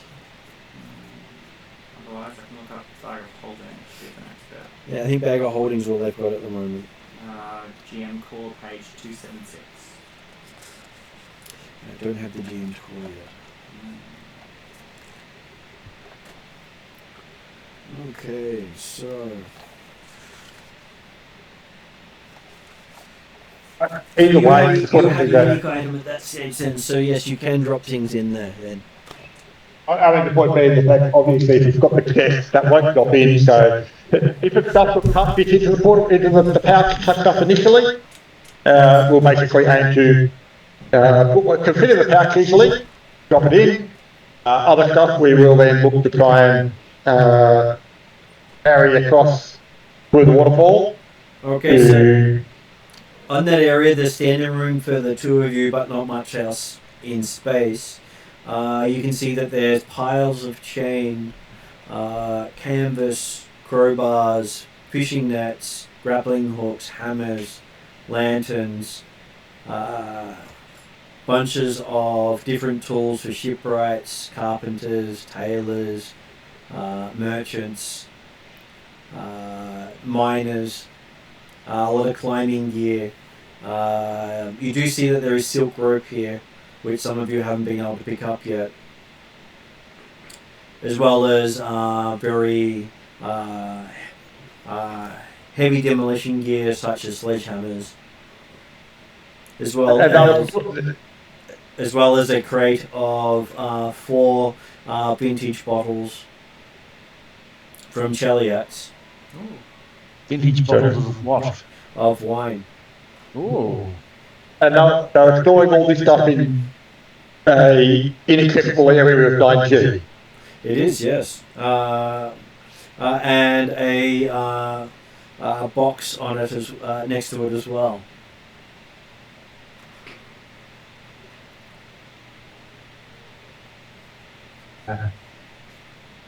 So, well, there are 2 boxes there. A smaller one and a larger one. And you also, next to the larger one is the pile of Nerqual, the sky metal. Ooh. Yep, the stuff we originally come here looking for. Looks to be about 53 pounds of it. I'm going to look at Cordar and I go, hold my finger up and I touch it. Yes, it exists. Okay, but I don't turn into a god? Weren't you already? Not yet. Demigod. I want full godhood. So Maybe you need to lick it. When nothing happens, I look at Cordar and sort of click my fingers like, damn.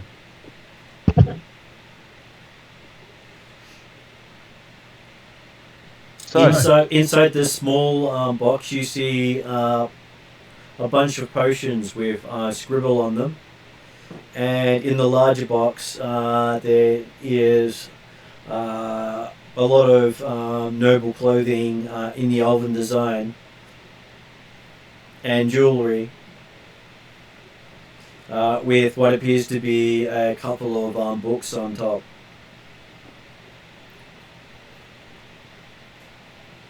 I know I'm not over there with them, but can I suggest we read the books this time? It seems like it's relevant.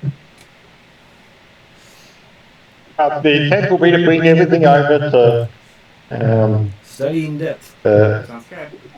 Yeah, I was going to say, once I come over, Fondra's going to be very interested in all that stuff.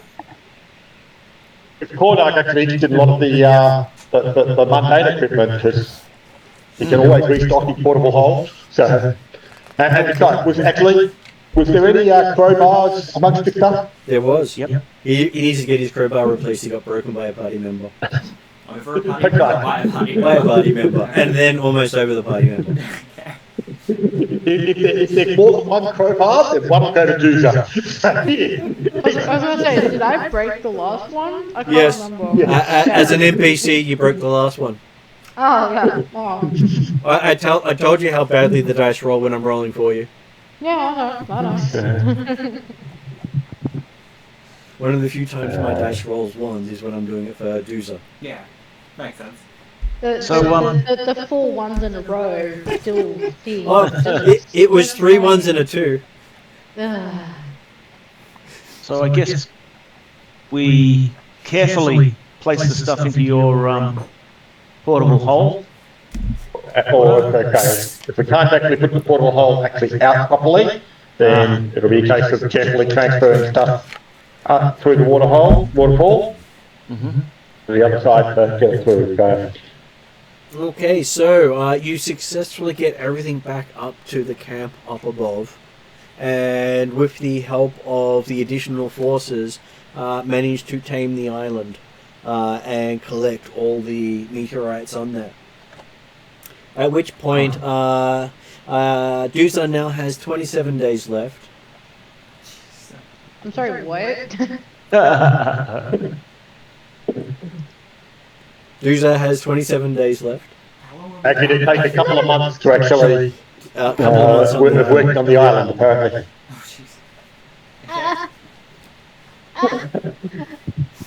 That's like No rush. Okay. Do you have to sit around for He had some a months? full year to get it done. We're combining. Well, he had a full year. Doozer's not happy, but okay. So what you have discovered from the books is that the Drow had, using the arch in Riddleport, had pulled down a meteorite onto the planet. See, you can't trust them. As They're a always up to nonsense. and this was a test for a future strike. Nasty. It's a new way to get media. But does that mean that we've technically foiled their future plans? No. This group had come. I love that like 3 people all didn't know at the same time. So We foiled the future plans of the ones that we hear. They haven't got much future anymore. so the ones who came to the island had come here to see what had come down, and see if they could utilize it to help in their plans of eradicating the surface elves. Oh, useful. And there is a plan to take out the only remaining elven community on the region. I'm sure there's nothing wrong with them doing that. So, of course, the Founders immediately reporting this to all authorities. Just to report it further and say, hey, the Drow are up to shenanigans again, and this is what they discovered, and blah blah blah. So, whatever she, through Pathfinder Society, can share with the Elven community, she will share everything with them through writing. And so what you've learned is the Drow learnt this information from the Aboleths, who caused the destruction of most of the world 10,000 years ago doing this. Bigger rock, much bigger. And then they didn't learn. No, they want to replicate it because in a world shrouded in darkness for over 100 years, they could thrive. Yeah. Mm-hmm. Most of the other races would die out, and that just suits them perfectly fine. They basically want genocide on everyone. Yep. Except for that. Yes. Well, they're not particularly thrilled with each other, so if they kill some of their own in the process, they don't care.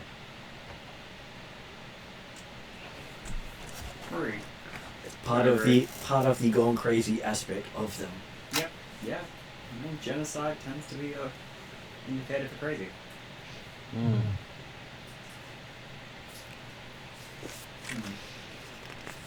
And yes, so basically that's what you've picked up from that, and that the wine that they have there is quite a good vintage at over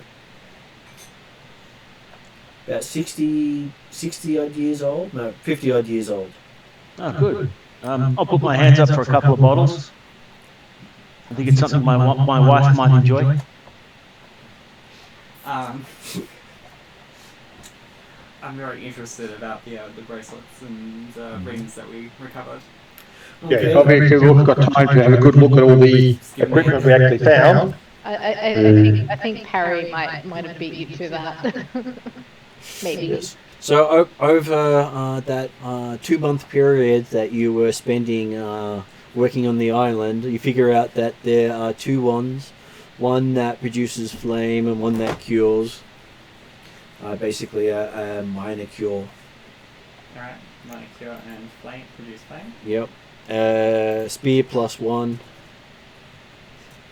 Banded mail +1. Heavy steel shield +1. Flail +1. A cloak of resistance. And a pile of potions that I'm sure will be useful in the future. Yep. Shiny. Any of the bracelets that we got? And the bracelets were all silver. Just all silver, and the rings too. They were just family designs. Valuable. Meaning, if you take it to the right places, you could probably trace the lineage of the people.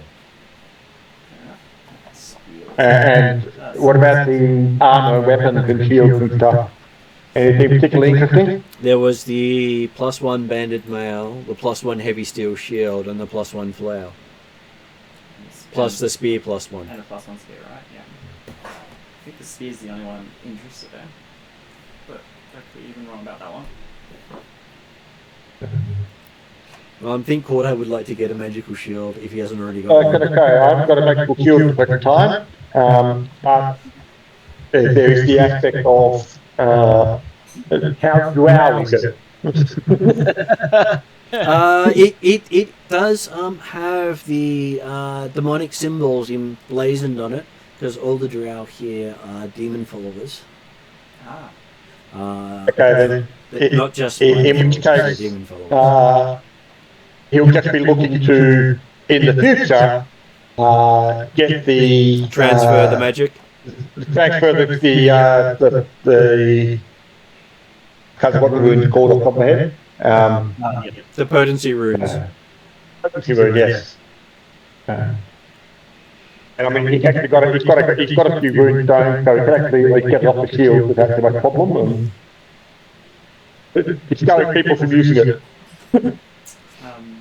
Yeah, if no one else is interested, I'll definitely have a look at the wands and try to learn the spells off them as well while I've got time. It's 2 months is a fairly long time to do. And there will be a bunch of spells that I'll put up in the spell books for them. Yeah. Though they are druidic and clerical, so divine and primal spells. Yep. I am very arcane. Did violence and or any of the other Pathfinder reinforcements that came have any indication as to our expected missions after this thing? Because I expect that Duke is probably getting a bit antsy after about the first week. I wouldn't say the first week, but maybe after the first month he'll be like, wait a minute. Guys. Are we going anywhere? Or am I hiding here thinking they've left me here thinking the Sandpoint Devil can't reach, but he's already here. I probably for like the entirety of the 2 months, I've woken up to like, you know, like a footprint or something like nearby or Oh no, it's been completely quiet for that whole time, much more to your annoyance. Oh god. Okay. He can report to the alarm clock. Yeah, except for the alarm clock, but that's my pocket code, so I'm not quite as concerned about that.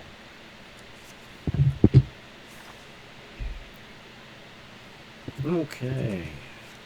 But yes, by the end of it, and probably the whatever sea voyage back, unless we're going through a portal. Yes, it's gonna be like, all right, game time.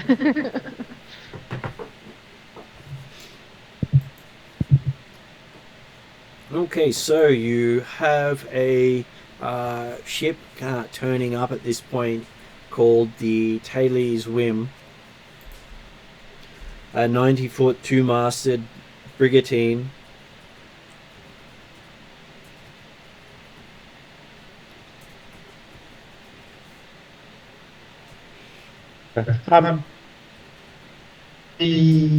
Considering we've also got the cipher mages here on the island, so if we are stuck there for 2 months, obviously Fordyce's happy to help out with the mining and things like that sort of stuff, but if we've got the opportunity to transfer the potency runes from the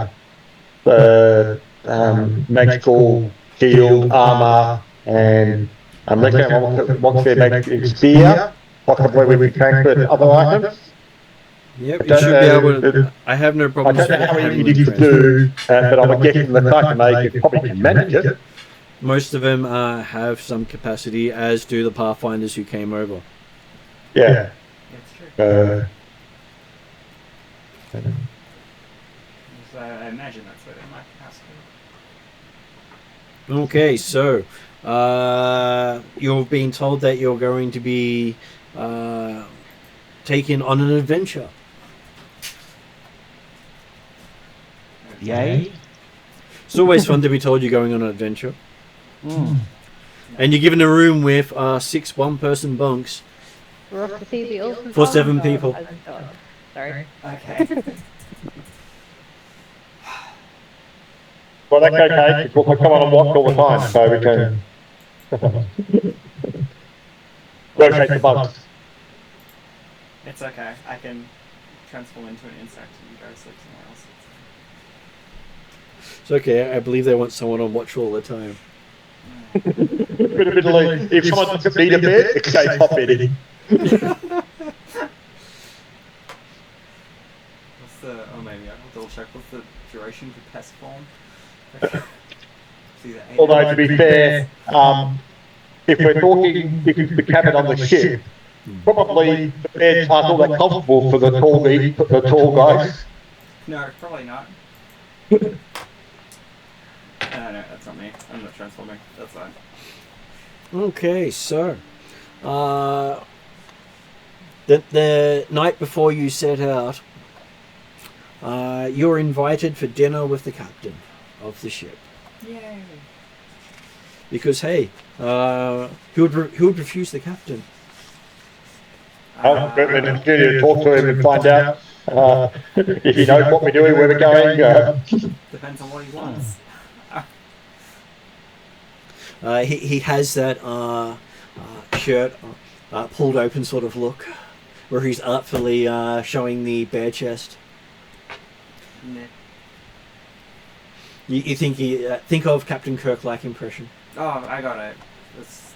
He doesn't have the charisma to pull it off, but he's trying.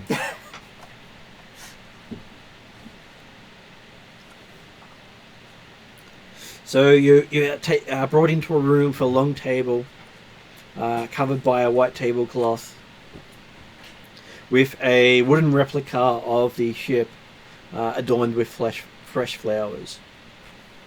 Captain Shersha sits at the head of the table, and next to them is Adrahani, the elf from Riddleport, from Roderick's Cove that you're familiar with. Mm-hmm. The elf always looks like she's on the verge of tears. Is this our morose elf friend? This is your morose elf. I would have thought you were fairly happier after we managed to sort things out a bit of Roderick's Cove, but... Well, considering she is one of the forlorn elves, she will rarely look anything more. Yeah. Okay. And next to them, in a seat of honor, is Varisan, who looks like a actress more than anything else. And Cora, halfling servant, sitting next to her.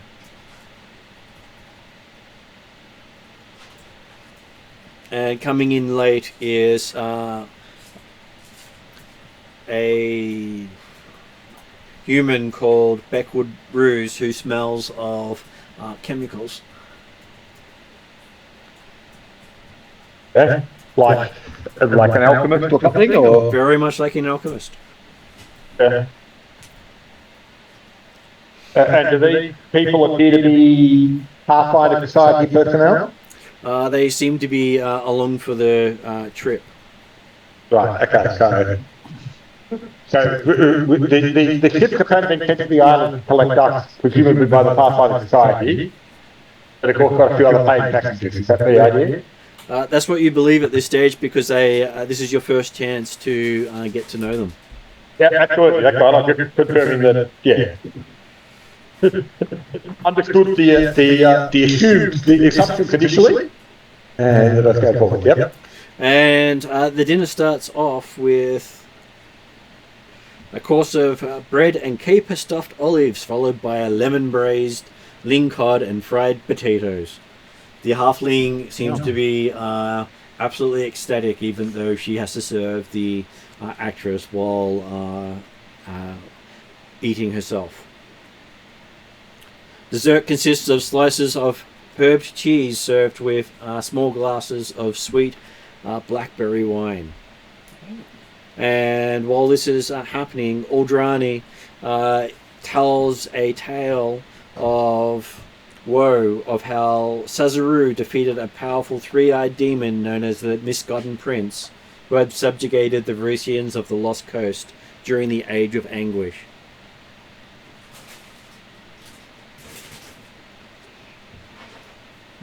And you have heard of this being a saint of the region, but it's a fairly obscure story. Mm-hmm. Sorry, the demon's the saint? Or No, the saint is the Sazarulu, basically an elf that beat a demon. And Korla, the halfling servant, just keeps thanking the captain for the food.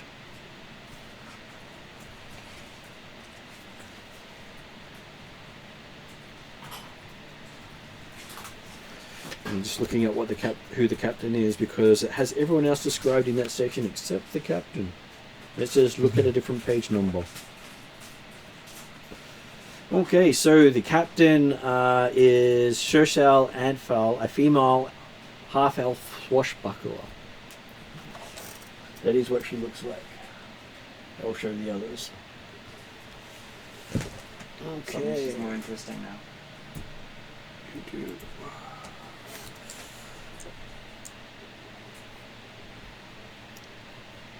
Oh, she looks pretty cool. Yeah. That's not the biggest image you've got on the screen at that moment. I noticed. The image actually there rather be showing the tabletop. Can't really do that well either, so... No, that's right then. That's fine.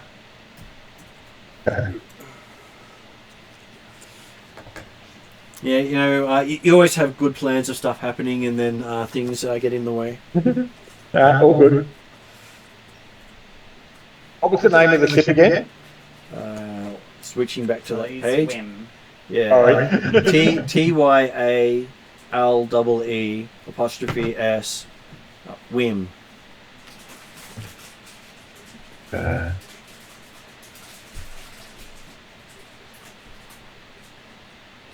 Okay, so the Beckwood Ruse is a pale man and he speaks in a hushed voice.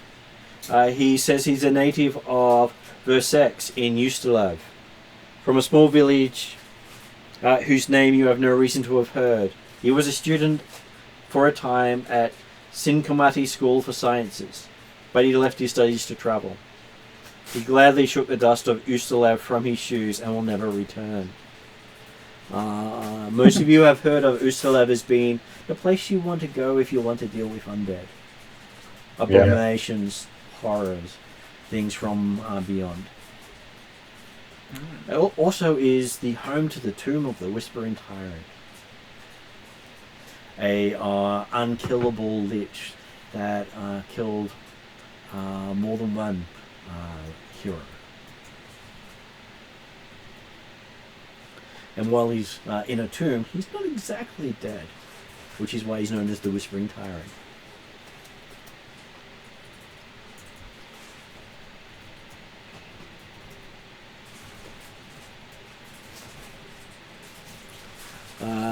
The Shusha Antfel, which is the captain, says that she sailed this boat since she was a little girl.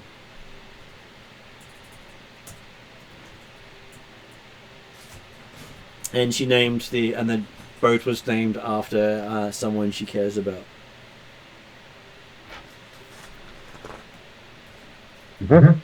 The actress is quite happy to regale everyone with tales of her many performances across Avizistan, and is quite happy to brag about being a famous singer. Used to sings Chalish opera, much to the delight of Violent, who probably has some fond memories of that, because while listening to that you weren't being tormented. It's true. So one of the few times that you had peace in your life was at the opera, because it was considered bad form to torment someone while someone else is performing, even if that performance could be a torment. Okay. Because normally that would be the torment that you're already feeling. Well, they're literally the divine, the justice of the... Their operas are rarely displeasing. Most of them are the few times that they are free of torment.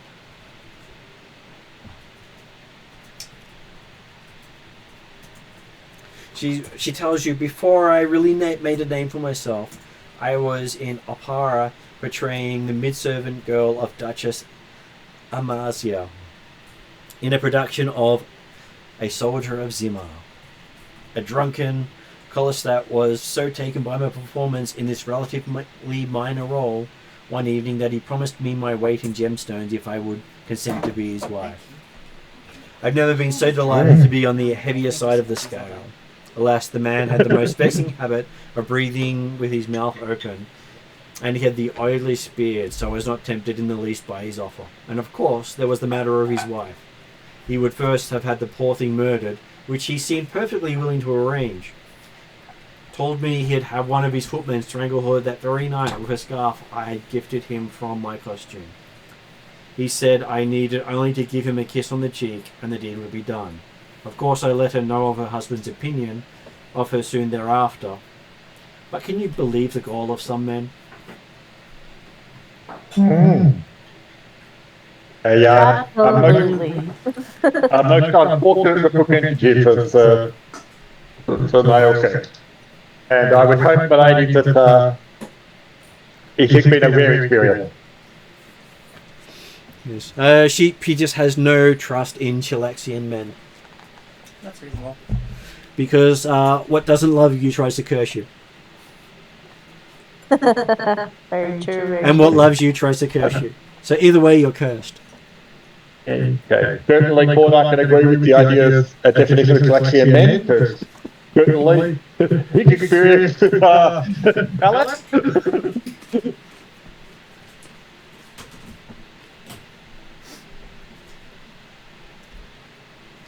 So to wind out the evening, she performs a rendition from one of her plays. From the Taldan opera, Daughters of Orlos, which to some of you who have grown up with Chilexian tales, it would be new. The final aria and its tragic heroine, Miram. She closes her eyes briefly. Her enchanting smiles are replaced by a face that reflects desperate, heart-wrenching sorrow. She sings, slowly opening her eyes, then throwing her left arm out in a graceful motion, almost knocking over her halfling servant. Father, thy grasping has cost you the most precious of your possessions. Hear me now, for my words are a gift of parting. She turns and climbs up on one of the chairs, singing a haunting melody as she ascends. And then she sings the words, "Advice, thy price is an empty dark."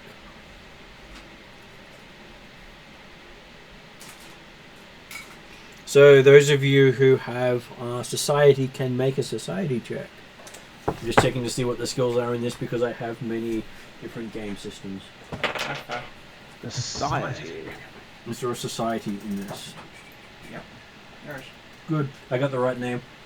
I say it in the wrong games. I was like, damn, wrong game. 19. 18. 13 for Corda. 14 for Fondra.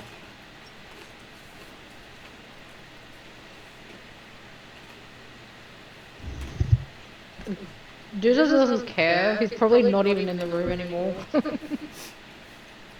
But does Duza do a check? Probably could. Could be coughing food. Probably swapping food. I mean, you've only got 28 days left to live, so you're probably sitting well.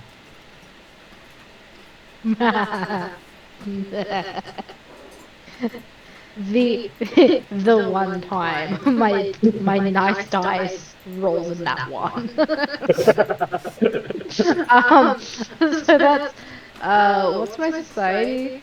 8. So that's a 9 downgraded on a society check. This is perfect though. This is totally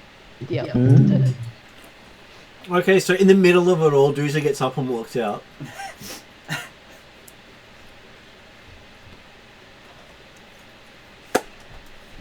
And I think some of you got over 15.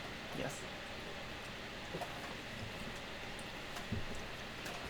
Well, at least Violence did. Violence, Yep, I did as well. Okay, Violence and Willie both remember having seen this outside of Cheliax. And the next part of the scene is about the character killing themselves. What do you do? Both of you have a chance to act.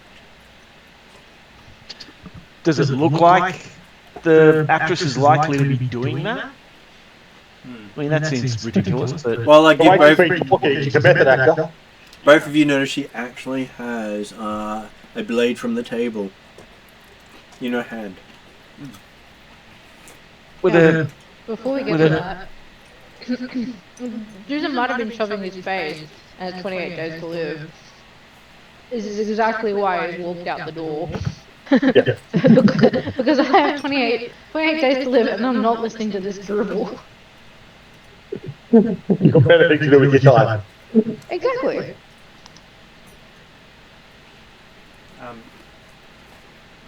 Are there other characters that would normally be on stage at this point? From what you know is basically she's alone on stage and the character does the stage death.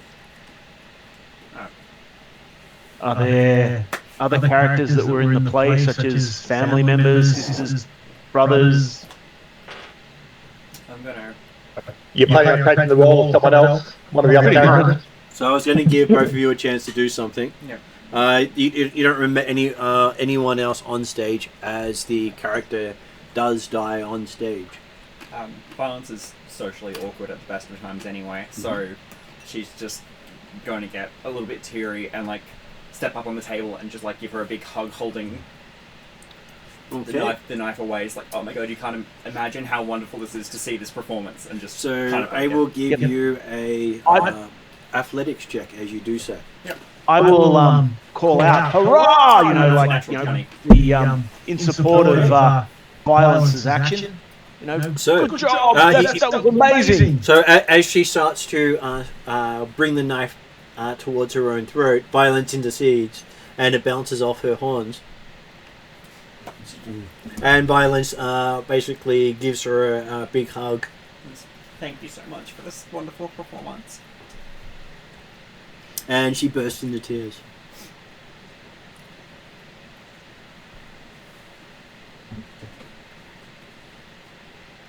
Well, I'm clapping enthusiastically. Like she, like as in saying, effectively saying, she'd done a fantastic job. Such a performance. Cordo will applaud because he's a bit confused exactly why violence jumped up before the end of the scene, but She's just weird like that. You do have a slight cut in your horn now. Okay. I'll make him next. Because she was trying. Trying to drive the She knife. was doing a blow that would have severed an artery, Yeah, correct. which would have been an interesting end to the dinner. I mean, that did happen. It was one of the outcomes of the scene was she killed herself in front of everyone. Oh my god. Oh, really? Yes, it was. Well, obviously, violence So got between the knife and her, and then she started crying. There were applause from the audience that were not actually involved directly. The other thing when you see this play, it's a one night only type of thing. or possibly when the play is normally acted, it's done with some sort of fake knives or whatever type stuff to Yeah. provide it. And that's what Matt was trying to get into was the idea, if it looked like, how does this actress react when she doesn't die, she's crying, but is it the sort of thing that she was fully planning on committing suicide, or she just got so caught up in the moment that she had forgotten that the knife she picked up on the table was not a fake knife? Okay, give me a perception roll to see if you can sense her intentions.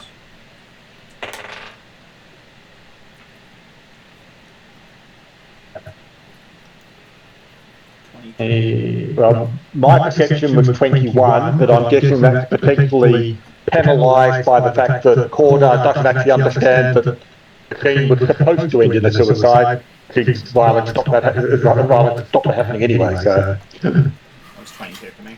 Okay, so Violence does realise she was. It seemed to be a well-practiced attempt at killing herself, and she does have multiple wounds visible at this distance, where she has literally cut herself badly. The tears are possibly as much the idea of failure to kill herself, as opposed to... So you think that part of the performance was a additional attempt to kill herself? Not sure if she actually intends to go through with it, but would it appear to have happily have done so. So you have no regard for her own life, or she legitimately wants to end it. Either way. More of wants to end it on stage. Yeah. With an audience. Even if it's only a minor stage. So in the story, a person leaps to their death. Yeah. Okay. So the blade was just a ad lib. Yep.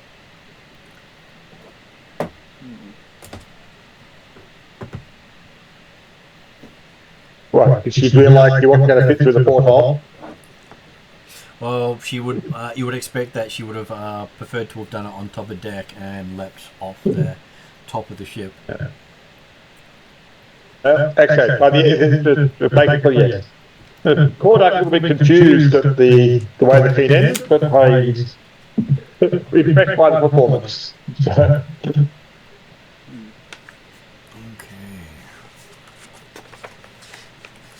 So just checking the map to see how far you progress each day. Yep. And then my This dinner was on the first night of the voyage or the night before we left? That was the night before you left. Okay, yeah. Is she and I assume the actress is travelling with us. She will be travelling with you. They picked her up on the way through. And I'm just going to dash to the bathroom again because my body's going, yay. Obviously 2 coffees as well.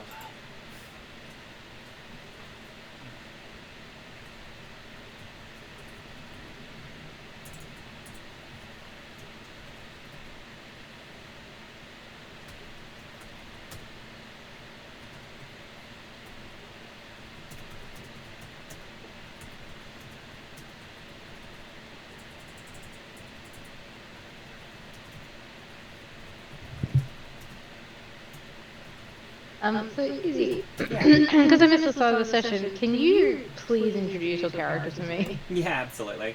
So I'm playing a Chelish human Nephilim. So basically a part fiend. So her name's Violence because her family have a bit of a cruel sense of humour. And so she's she was born to House Sereni, which is like the nasty jokers and jesters of their court. Basically she was just grew up being the butt of every joke, and so she took a couple of advantages when she was younger to basically get chipped off out of Engorian, and has spent several years living in Kiamago before being picked up by the Pathfinder Society. She's also a witch with a blue squirrel familiar at the moment. Well, that's what they look like. It's covered in magic runes that seem to shift. Mm-hmm. If anyone looks into the eyes of the squirrel, they always end up with a disturbing flash of something. Yep. And that's what I see when I sleep. So, as I said at the start, the idea that one of the reasons Porter was definitely keen on the dinner with the captain were to see if there was any information as to where we were going, because if we haven't been given any direct order by the Pathfinder Society, no messages received or anything like that? The captain does tell you she is taking you to Magnamar and then on to where the Pathfinders want you to go. Okay. Violence is going to kind of pull the actress down and kind of just sit down with her and try to... And she sobs all over you. Yeah, that's fine. It's old clothes anyway. Well, that's good for those that have left some items with Lady Hindmarch before you went up to Runellords.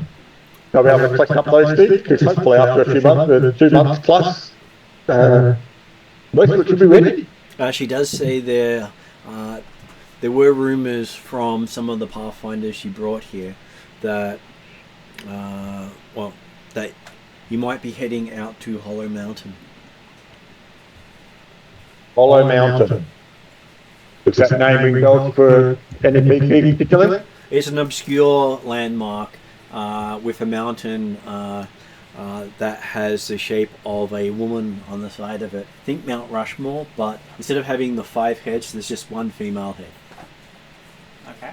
But does it look like it was naturally formed, or again it might be a bit of a left remnant from the Runelords type range? It's believed to be one of the gods of sin, one of the Runelords. Right.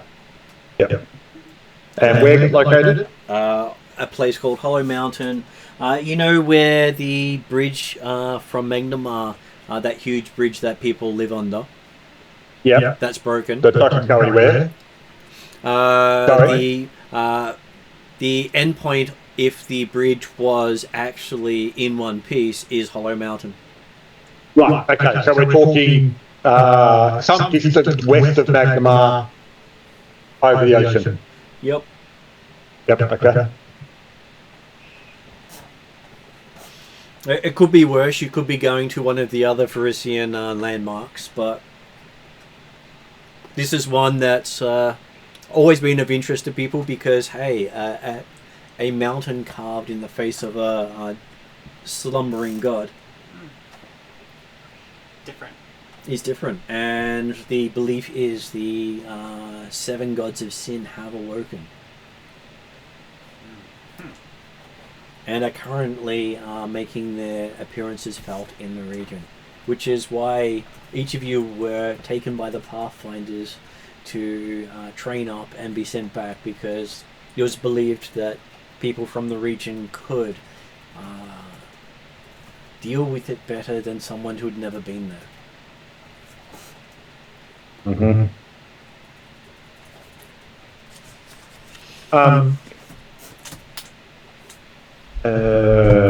Okay, so obviously we can't, it's not something that's visible for Magnemar. I clicked in my head, okay. Now that we've hit a number of statues of I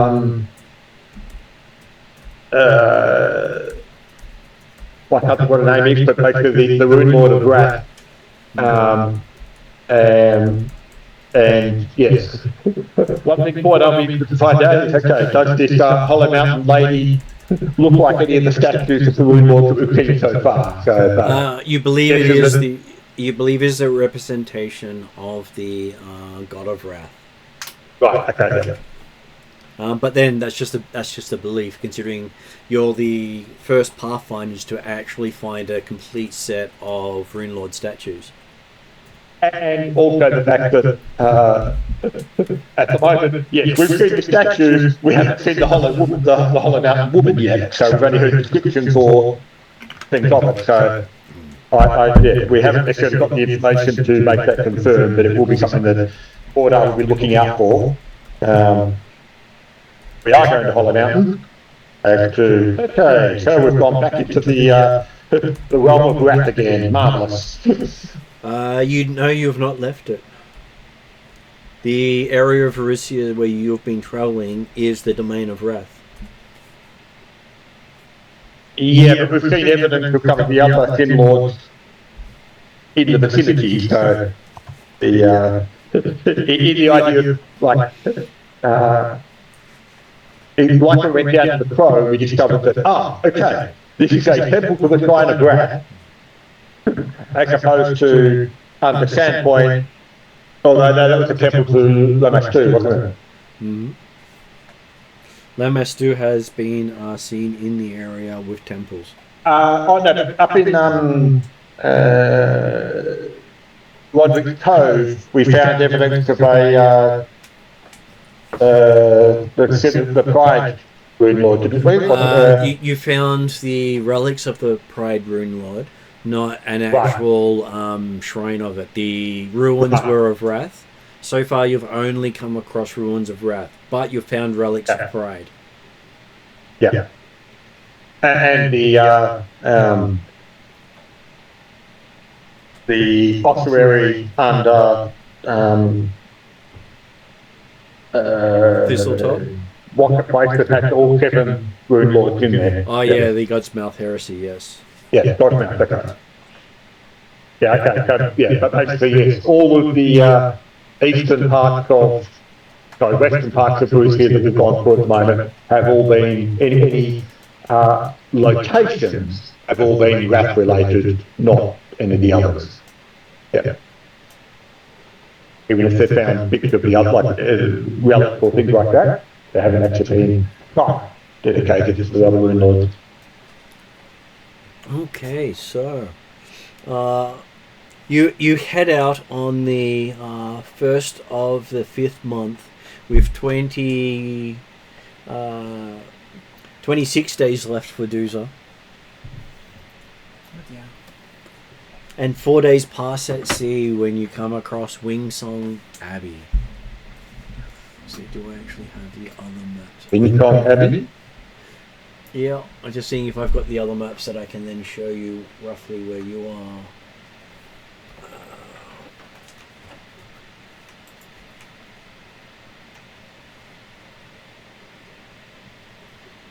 Is this before or after we've gone to Magnemar?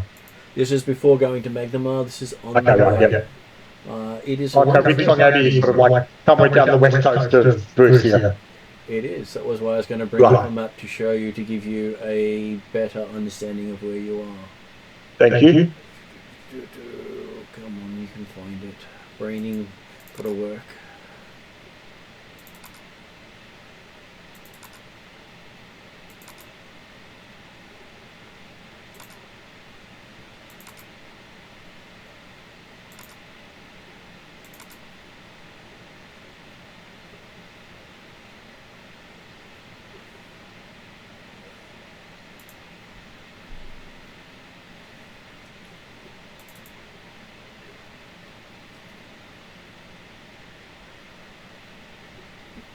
Always fun when you have to wait for your data to download.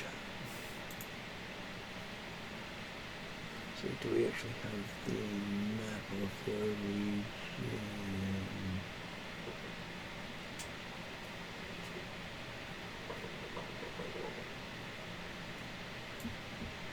Did you say Rune Song or Wind Song? Wind song. A wind. Okay, wind like a bird. Wind as in blow, I think. Right, well, yeah, that's right, yeah.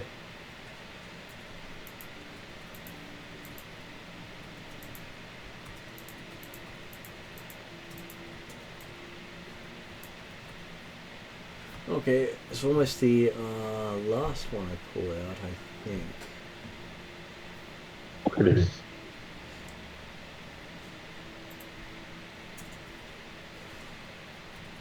Yeah, apparently I don't actually have an easy one to get to, so let me see if I've got another map there.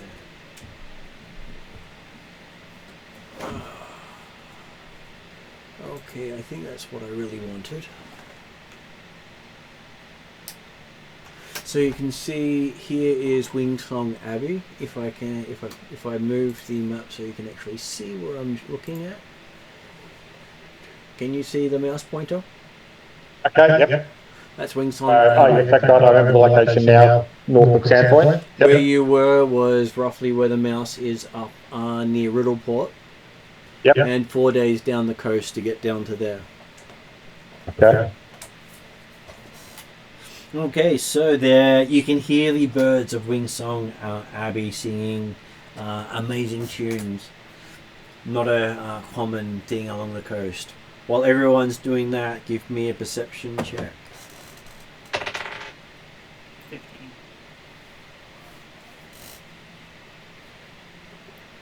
25 per quarter. 29.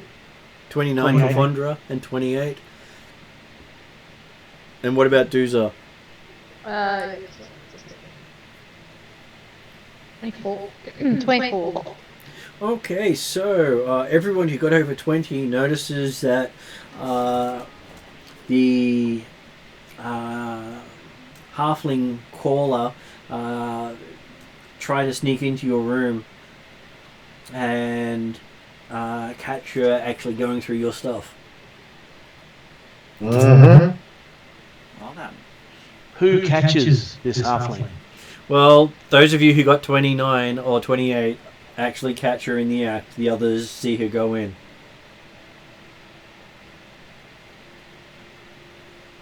Okay. Well, that means that presumably those with the 28 or 29 have got the first action if they want to. They're the ones who actually catch her in the act. The others just see her go in. So They're the ones that were actually still in the room when she inadvertently made her attempt.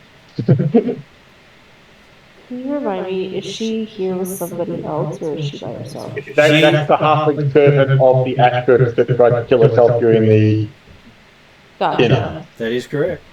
I guess then I will try to corner her along with the other people who noticed her. Exactly whose gear is she going through? Okay, let's roll and see who it comes up with. I always like randomness. So, going down the list, they're going through Dooza's gear. Yeah. It's Dooza. Whatever. Yeah, everyone's ready to like stab this poor little thing, and then they're like, "Oh, it's just the stuff." And currently, you catch her stuffing Dooza's kimono into her clothing. Oh, not my kimono.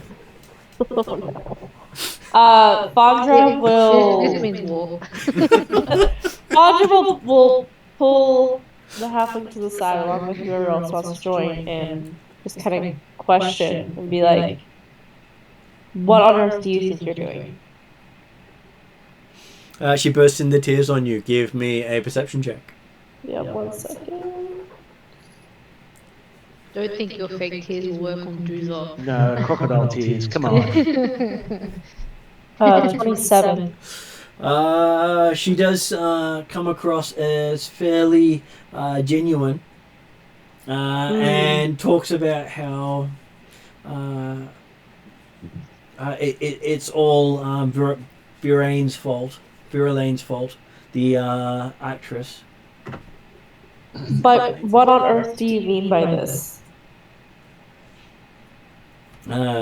She blames her for having to steal. Why are you having to steal? Is really not paying you? Are you not being provided for? There is no reason to steal. She's a slave. She has no possessions, money, and this was the first time she got to. Well, the meal she had with you is the only meal she's had since she's been on the boat. What? While I can understand the predicament, stealing is not an okay option. Now, if you wish, it's how she gets clothes and food. Yeah. Yeah, If you wish, one halfling trying to steal a half-orc's clothes is a different question. Yeah, different question entirely. I'm sure it can make 2 or 3 outfits. Fondra will try to essentially. Sorry, I'm kind of out of it, so I'm trying to roleplay best I can.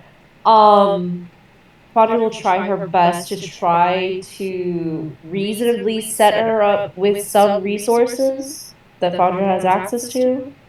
And kind of just be like, look, I get it, but you're just not stealing from us. Okay, So, give me a I'll take care- society check. Sounds good. Ooh, that was a good one. 29. If she is a slave, you are now obliged to deal with the slave's master. Ooh. Because anything you do to the slave is basically, without the permission of the master, can get you into a lot of trouble in many nations, especially Cheliax. You're not allowed to give the house help clothes. Yeah. Can Dooza do a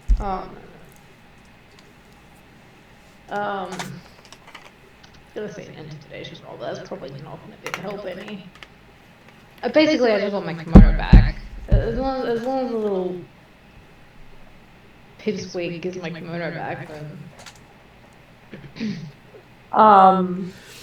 Fondra, depending on the emotional state of the actress, I guess, will try to go talk to Not the her. actor, no, sorry.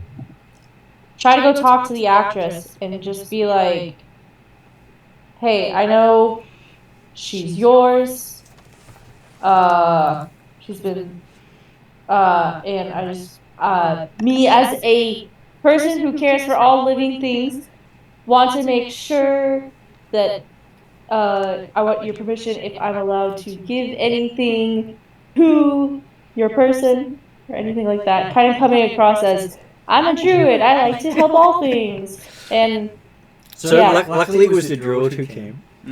Yeah. Because her response is the poor dear is being cast out by her masters to die, basically spinning a tale of sordid and woe that lasts for at least 3 hours of discussion. Fun. And she's had to steal scraps of food to survive. Forgive her falling to old habits, but she'll punish her as you particularly see fit. I would. As in, she basically drops any punishment on what you say next. What's the punishment for theft? In some places, it's loss of hand. Well, where are we? What? At off sea. the coast? We're off the coast of where? Varisia. Okay, and the penalty would be? But actually, technically in the, under the nominal authority of Magnamar compared to Riddleport or, At this point, considering it's near Wingsong Abbey, you're in the area that Magnamar claims. So it is more civilized than Riddleport, which would do the removal of a hand, or Cheliax, which would probably flay some of their skin. So the penalty where we are is? Probably some form of Fine or retribution imprisonment, or recompense. Okay. Theft is rarely taken lightly in any of these places, but Yes. the actress is letting Fondra choose the actual punishment. noting that no actual theft occurred. Yes. Yes, it did. The wouldn't the penalty fall to the owner? But she's taking my word. No. You're looking to punish the slave, but wouldn't the punishment fall to the owner? As in, Of the the slave. owner is the one who has their hand chopped off. Yeah. The owner of the slave, not the owner of the lost equipment. Yeah. So, The owner can say, blame the slave for poor things, and it's up to the person who is given 3 hours of bedazzlement to decide if they wish to actually punish the actress or the slave. I will say I do not wish to see her punished. I wish instead that she be provided with basic food and care during our trip. If so, I will be willing to share what I am able to share with the actress's permission. Keep in mind the player knows that this is a terrible play. Well, she gives you free reign to do as you will. I thank her graciously, and I thank her for the story and the performance, I suppose. Yeah, and so I guess while on board, she will kind of take pity and take care over the halfling and help be sure that she has basic needs met, not overextending in any way.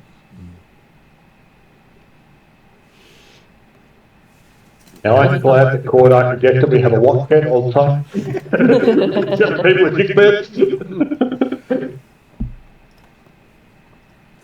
Okay, so Aldrani does sit with Duza, the morose elf, considering Duza sat with her quite a few times. I am more than happy for her company. I did eventually warm up to her back when we were in sorry, I have pretty In Roderick's Cove. in Roderick. Yeah, Roderick's Cove. So, Right term. Duza gets to make a will saving throw. Okay. Will saving throw. It's, hanging around Johnny for too long really gets you down.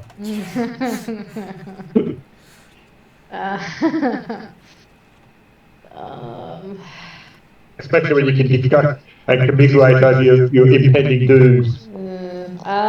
22.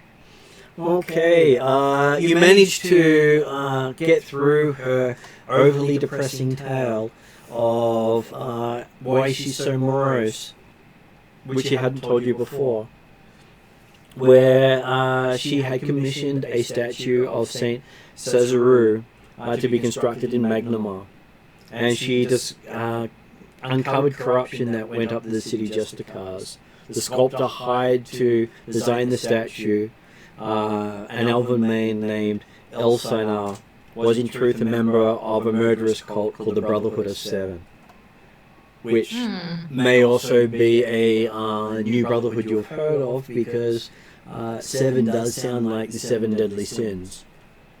To her horror, the man that she had contacted, the Justice Ironbriar, was the cult's leader. He stymied her attempts to have them exposed, and then he's sent his assassins to murder the rest of her allies. Overcome with grief and frustration that her friends weren't protected by her goddess, she took revenge by engineering the collapse of the scaffolding around the statue. The collapse killed the elven betrayer, and he was put in an unblessed grave, which was against the teachings of the Lord. While it is a really sad tale, it is probably, in terms of her stories, pretty out there. And because of what she did, his spirit has been stuck in his burial site ever since, unable to move on, which is also against a lot of people's beliefs. But she's been inspired by Duzar to try to do better. Nice. Apparently her revenge didn't quite give her the peace she desired. Yeah. And maybe while in Magnamar, you can help her send his spirit onto where it should go. Sanctifying side, isn't it? I will gladly help a friend in need. And when you say that, there is an amazingly loud thunderclap that happens as you hear the downpour of hail on top of the ship. My pocket god being not so subtle. No, it's still it's not morning. Huh. Okay. It's a freak storm at sea. No one saw it coming. And you hear the captain rapidly yelling people to get tasks done. Knowledge nature, find out why. Get what? Okay, make a knowledge nature roll. And what was that, Jeremy? What did the captain say? Is basically ordering all hands to deck, batten the hatches, tighten up, bring up the sails so the sails aren't out. Yep, 16, so not great. It's enough to say a storm like this at sea is a rare event and a danger. If Especially- it changes especially at the full result sail. at all, 21 for Fondra. You're in danger. Fondra does note that this storm is not normal. It is a freak storm.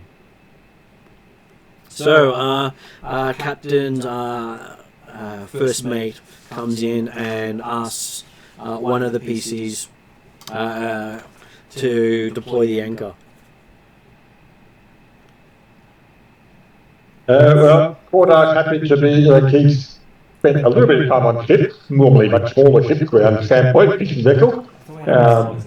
And we've had a few other bits and pieces, but he's happy to be helping out as much as possible on He's the... sleeping. He sleeps through bad things. So, and she says she needs someone to help with the mainsail. Duzer's happy to help. Okay, so the person moving to the to do the anchor gets to make a. Does Duza have any sailor skills? Profession sailor or anything along those lines? No. No. I have a climb speed, so my thought there was that I can climb the rigging. Maybe have advantage on that because of my climb speed, but no, I don't have any. Okay. Do any of you have any sea law, sailing law? Nah, the ocean's a little bit wetter than the swamps that Cordite used to. Okay, so that means each of you get to make, who's going to help, gets to make an acrobatics check on deck with the hail and the rain and the waves. There's a chance you may go overboard. Yeah, I think Cordite's going to be okay. I got 31 upgraded. Corda doesn't even notice that the hail's there. He makes it straight to the anchor. What were you saying? Hopefully he's got the strength to lift the anchor. Or help While he's doing that, I was going to see how everyone else went. Yep. Not quite as impressive as 25. Druza slides along the deck and gets to the rigging. What about Fondra and Violence? Am I helping? Are you helping? Physical tasks. You could have stayed in the cabin. You didn't need to come out and You help. can but- choose to stay in the cabin. Yeah, I will go check on some of the other guests. As you go to check on the other guests, you hear the resoaring snoring of Parry, the buffest wizard known to man. Impressive. Fondra's also not exactly great physically, so probably would stay below deck. Okay, so then we have Corda reaching the anchor. He gets to make a athletics check. to help the sailors get the anchor deployed properly. Oh. Another natural 20. Okay, so you managed to coordinate them in such a way that no one's lost at sea. Now that's a 32 upgraded. I'm glad this is in combat. We're about to go to combat, aren't we? So that'll be... that would be where you get your nat one. That's right. Okay, so yes, you get that anchor done right. And then Duza goes up into the riggings with an acrobatics check to see how well he can do the sails. Acrobatics. Not athletics? Not athletics in the sails. Okay. Just double checking. It's about precision, not strength.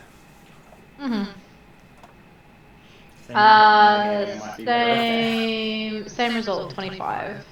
Okay, you start making that work, and while you're up there, you see a wave crash over the ship, and Cordar gets to make a acrobatics check as the water hits him full on.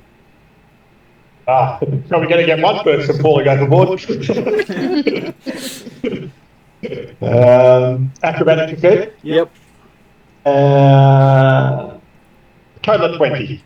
Okay, so the water does push you up against the railing. You manage to grab a sailor who was about to go over. And between the two of you, you manage to make it back to the rigging. Mm-hmm. As everyone's called below deck to get to batten down the hatches until it blows over. Yeah. Amusingly, Willie would have had no problems in the storm. Where's his help? Probably sitting somewhere having a meal, not noticing the issues. Yeah, probably. Are you there, Peter? I am. So what was Willie doing during all this? But I was away for a short period of time, so... So you missed out on the storm you fun. were being useless. You had an opportunity to demonstrate your skills and attributes, and you slept through it all, apparently. Yeah, I'm happy with that. I slept through it. While the ship was, and all its crew and all the passengers were in mortal danger. Yeah.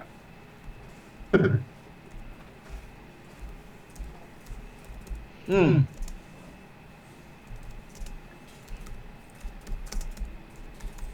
Okay, so after battening down the hatches, a nice sunny day dawns the next day with the booming voice of 22 days left. It's getting real close to you. And there looks to be significant damage to the ship, and you can see the coast from where you are also suffering major damage. Okay. As they're looking to do some repairs before they set out. I might be able to help with that, actually. Okay, so Looks like. they're asking anyone who can swim under the boat to check to make sure there's no underwater damage. I mean, if they do it at the start of the day, I can help with that. Because I can change to a swim speed for Toskia. Or I can, take a long rest and we can change up his short swim speed. Is it one of them? It's not one of them. Swimming isn't one of them. I mean, That's weird. Porter's got skills in crafting, normally for the repair of your own weapons and equipment and armour and things, but he can certainly handle wood and other techniques, and hey, he carries the tools. Well, having the tools is half the Put it on the battle. cribbage side of the house. I have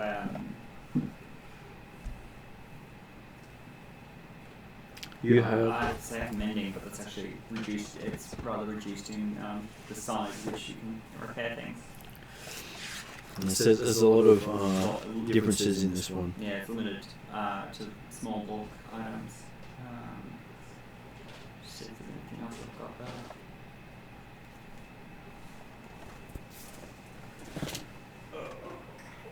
It's always fun when the creatures don't match.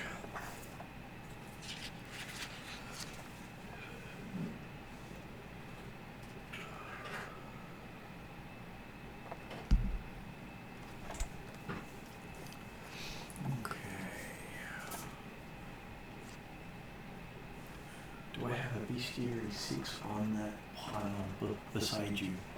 Bestiary 6. 3, 4, 5. Inner sea races. Okay, I'll have a look up online then. I probably don't actually have that one. It's always great when you go, hey, I didn't get all the books that came out.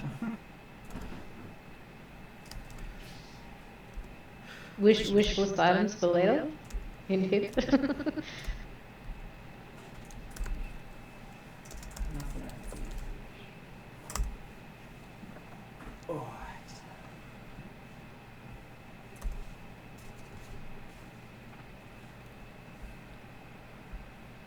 Okay. Okay, so does anyone want to, now that I know the GM's looked up interesting monsters you've never seen before, want to jump into the water? As I said, if I've done, Toskia can be amphibious, amongst other things. If I'm given a rest. Like I say, Cordar was more aiming to be helping with any fixes and stuff like that were on board or down in the hold rather than trying to swim. She can swim, but hey, it's not his ideal environment.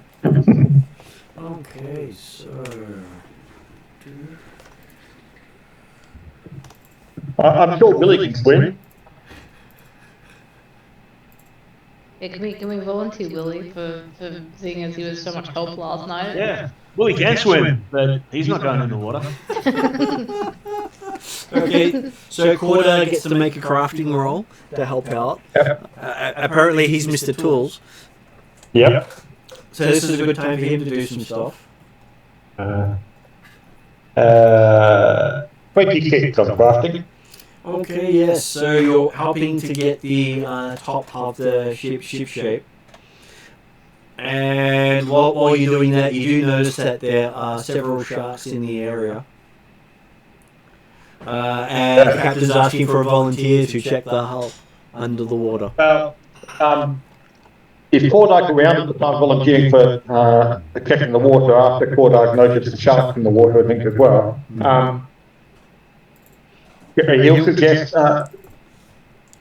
perhaps it would be better to check to see if we've actually got evidence of excessive leaks, and maybe it's better to try and lift our way to Sandpoint or something where there might be a bit of a harbour, or at least a space where we can.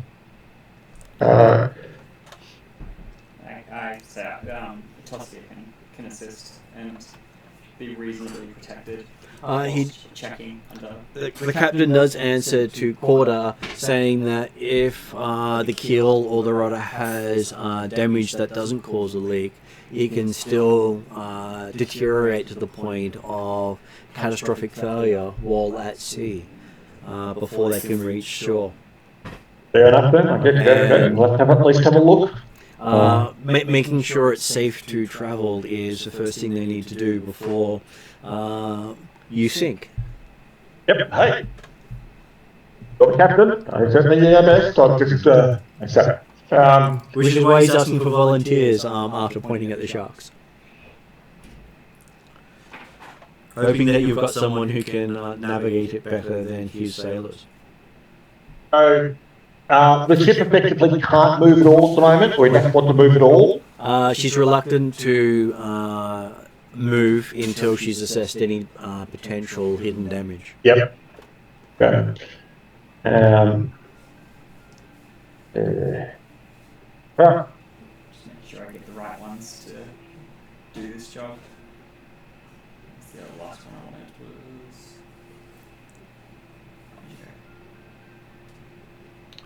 was. She says if she can send one of her sailors, but she's hoping that resourceful people like you should be able to have another means of discerning such. I can check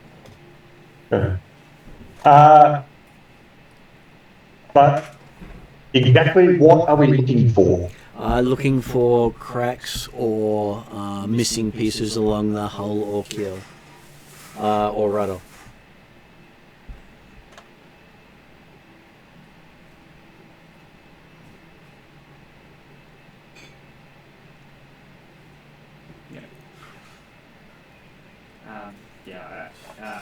I can share some instances with Toskia, who can both carry tools, use tools, and breathe and swim underwater. Okay. So, as he climbs into the water, you see the sharks head off in all different directions. Yeah. What, perception as to what is there any other threat?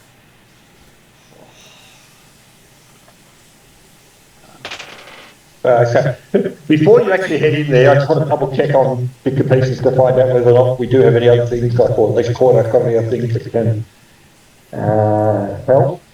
Now, swimming normally would be just an athletics check, isn't it? It'd just be an athletics check, yes. Yeah. Okay. By the sound of it, with violent preparation, they can manoeuvre quite happily under the water, but they're not necessarily going to be effectively combative. Is that correct? Correct. They're not combative at all. Yeah. Because they're not there to fight. Yeah. I don't actually know if I can even cast spells through them at the moment. No, I can't. I haven't selected spell delivery. No. The best I can do is withdraw quickly. Yeah. Okay, so as you withdraw, you see the sharks turn around. Interesting. They're scared of Toskia. Okay. We'll keep going then. Oh, yeah, it was a 19 on the perception in case there was anything else to me, but You don't see anything else. okay. Well, Cordar will basically, since apparently no one else is volunteering to be ready at least, he stripped down to his drawers and basically had a dagger tucked into his loincloth type stuff. He was about to follow in, but then noted that, hang on, the sharks apparently ran away from the island, which is odd. In which case then, he'll basically aim to follow Violent's progress around the ship with bow ready and ready to jump in with his dagger. Jeremy, it's not violence going in, it is violence as familiar. My familiar entered the water and they all fled. Also, Violence is on the deck. She cannot hear or see anything going on around her. She can just pass on what she sees through Toskia. Go. Okay, so as Toskia walks along the keel of the hull, because that's the main threat sort of thing, doesn't see any damage until it reaches the rudder and sees major cracks through the rudder that if you were to try to use it, you'd probably snap the whole rudder off.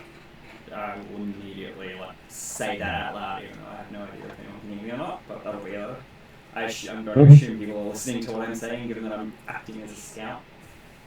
And the next thing you see is a 20-foot long fish coming nose to nose with your familiar, and your familiar just looks at it and it runs away. Interesting. Very interesting. Okay. Toskia and I are going to have to sit down and have a conversation and find out what's going on. So it is a gigantic prehistoric fish with a head like a snapping turtle, complete with sharp tooth-like plates. It's a coelacanth. Dunkeliotis, yes. Okay. I know exactly what that is. And it's scared of the squirrel. And it's scared. Well, the squirrel is the convenient form that we've chosen, because I think it's cute, but technically when it first appeared to me, it was more an amorphous animal-like thing that started to take shape as I thought about it.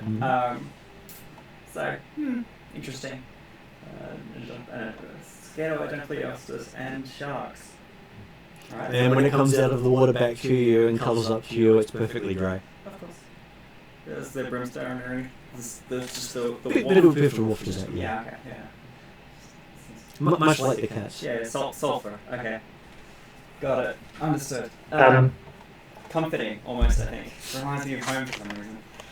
Okay, the captain was listening to the report that occurred to us. She did. So, there was the option, I don't know what skill might be needed. I had, It is the craft skill to repair it. Perfect. Okay, I have both crafting skill and Tostia control of best of Tostia's actions and senses while under there, as well as their ability to use manual dexterity and be a tool bearer. If the captain asked if you are happy to assist. Apparently, fish are afraid of your thing. The sharks are, at least. She says things, doesn't actually name it. Yeah. As she seems to be getting herself ready to go into the water. Ordag is also happy to help as far as possible, and he's technically got the quick repair feat for the crafting skill. That's the sort of thing that would normally take a minute to repair stuff, which might be handy when we're trying to do it underwater. Yeah. Okay, so Corda gets to make a quick repair roll with advantage thanks to the other people assisting. Though you can see if you can get a 10 on do a craft roll and beat at least 10.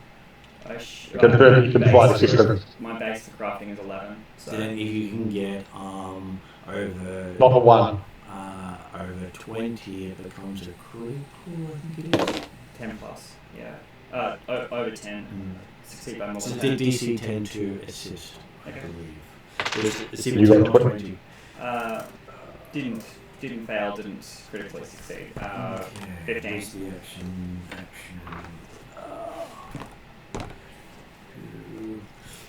Just remembering all the different rolls is always fun. Yep.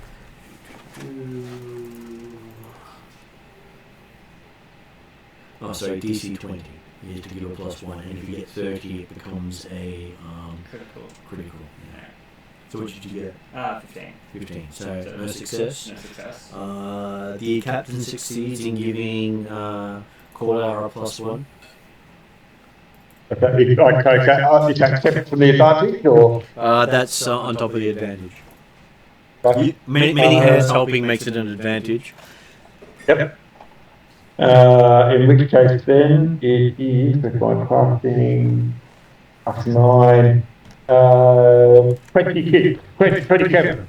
27. Okay, you think you've managed to patch it long enough up enough for them to be able to limp to the closest port. Nice. So we'll end the session with the boat heading to the port, where we almost had someone eaten by a Dunkleostus. If a crew member had gone in the water, they were dead. Yeah. The big fish. I suspect if a big sea had gone in the water, they were dead. Oh, they would have been attacked, but there's a good chance that they would have survived. Though it is a huge fish. Just a big fish. Category huge. Very cool.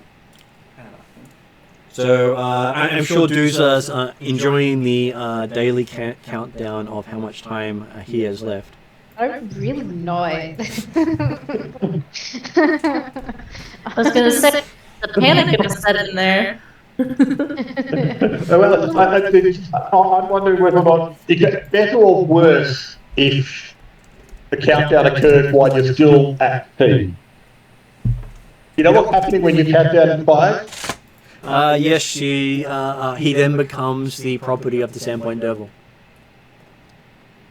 Oh, okay, so it's not a case of having to, you have got a combat, or that's not when you face the combat. You've only got to try and deal with the Sandpoint Devil before the time expires. That is correct. You're in trouble. Yeah. And the Sandpoint Devil can win by absence. Mm. Sounds like he struck a deal he shouldn't have. Well, Duza has had 3 attempts at defeating it. Yeah. So it's not like there's been no chance at all. So did you guys... I mean, Did you want to add anything in there before we finish the night? Is there a mournful statement from Duza at the many lost days? yeah.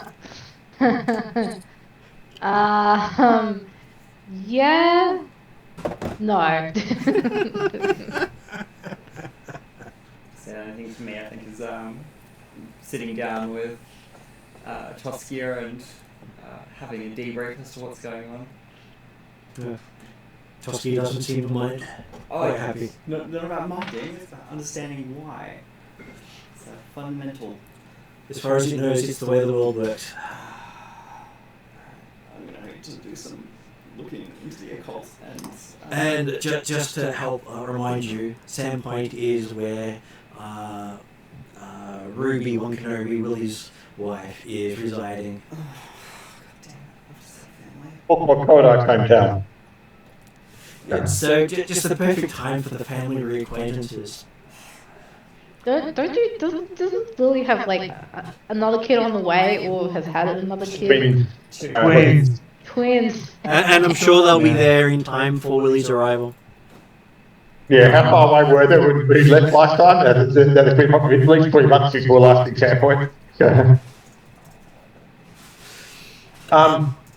I was thinking, Anne, on the plus side, if Duca becomes the plaything and property of the Sandpoint Devil, that's probably just puts him in the same boat as about half the rest of the party. Being the property or plaything of some devils or demons or something. Yeah, but it's like I will actually be like legitimately be his bitch. So like he could probably just command me to just slaughter all of you. The only person that could probably maybe stand toe to toe with me is Willie and maybe Corda.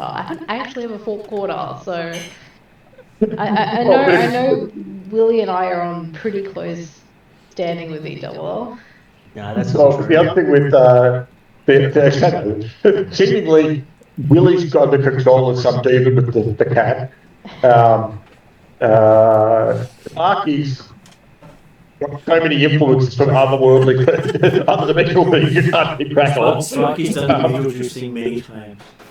I can't remember any others off the top of my head, but hey, they apparently continue to exist in the world and propagate. But you don't know what the Sandpoint Devil's actually going to do to you. You might just say, haha, now you're mine. Keep going about what you're doing, I'll think about what I'm going to do with you later. Just leave it hanging over your head. I highly doubt that, but okay. Well, hey, it has been 2 game years coming. Mm. Yeah, I mean, it's not like the Sandpoint Devil's had time to think about what he's going to do with you. Well, I mean, he's had a whole year since I put this timer on myself, let alone since I made him my favorite enemy. Well, it's 22 days left in the entire game year. So yes, it'll be interesting to see what happens when that finally runs out. Mm. And you know what the real problem with that is? Yep, you can't level up just before you face him.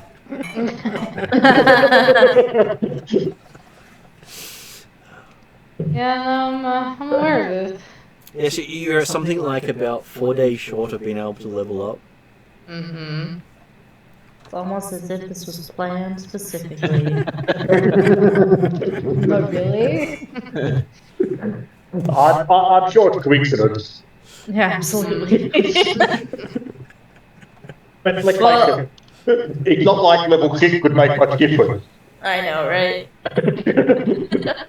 Well, I'm gonna sign off because I'm half asleep. Yeah. So, good night, you guys. Have a good night, all. Yeah. Good night, going to end credits.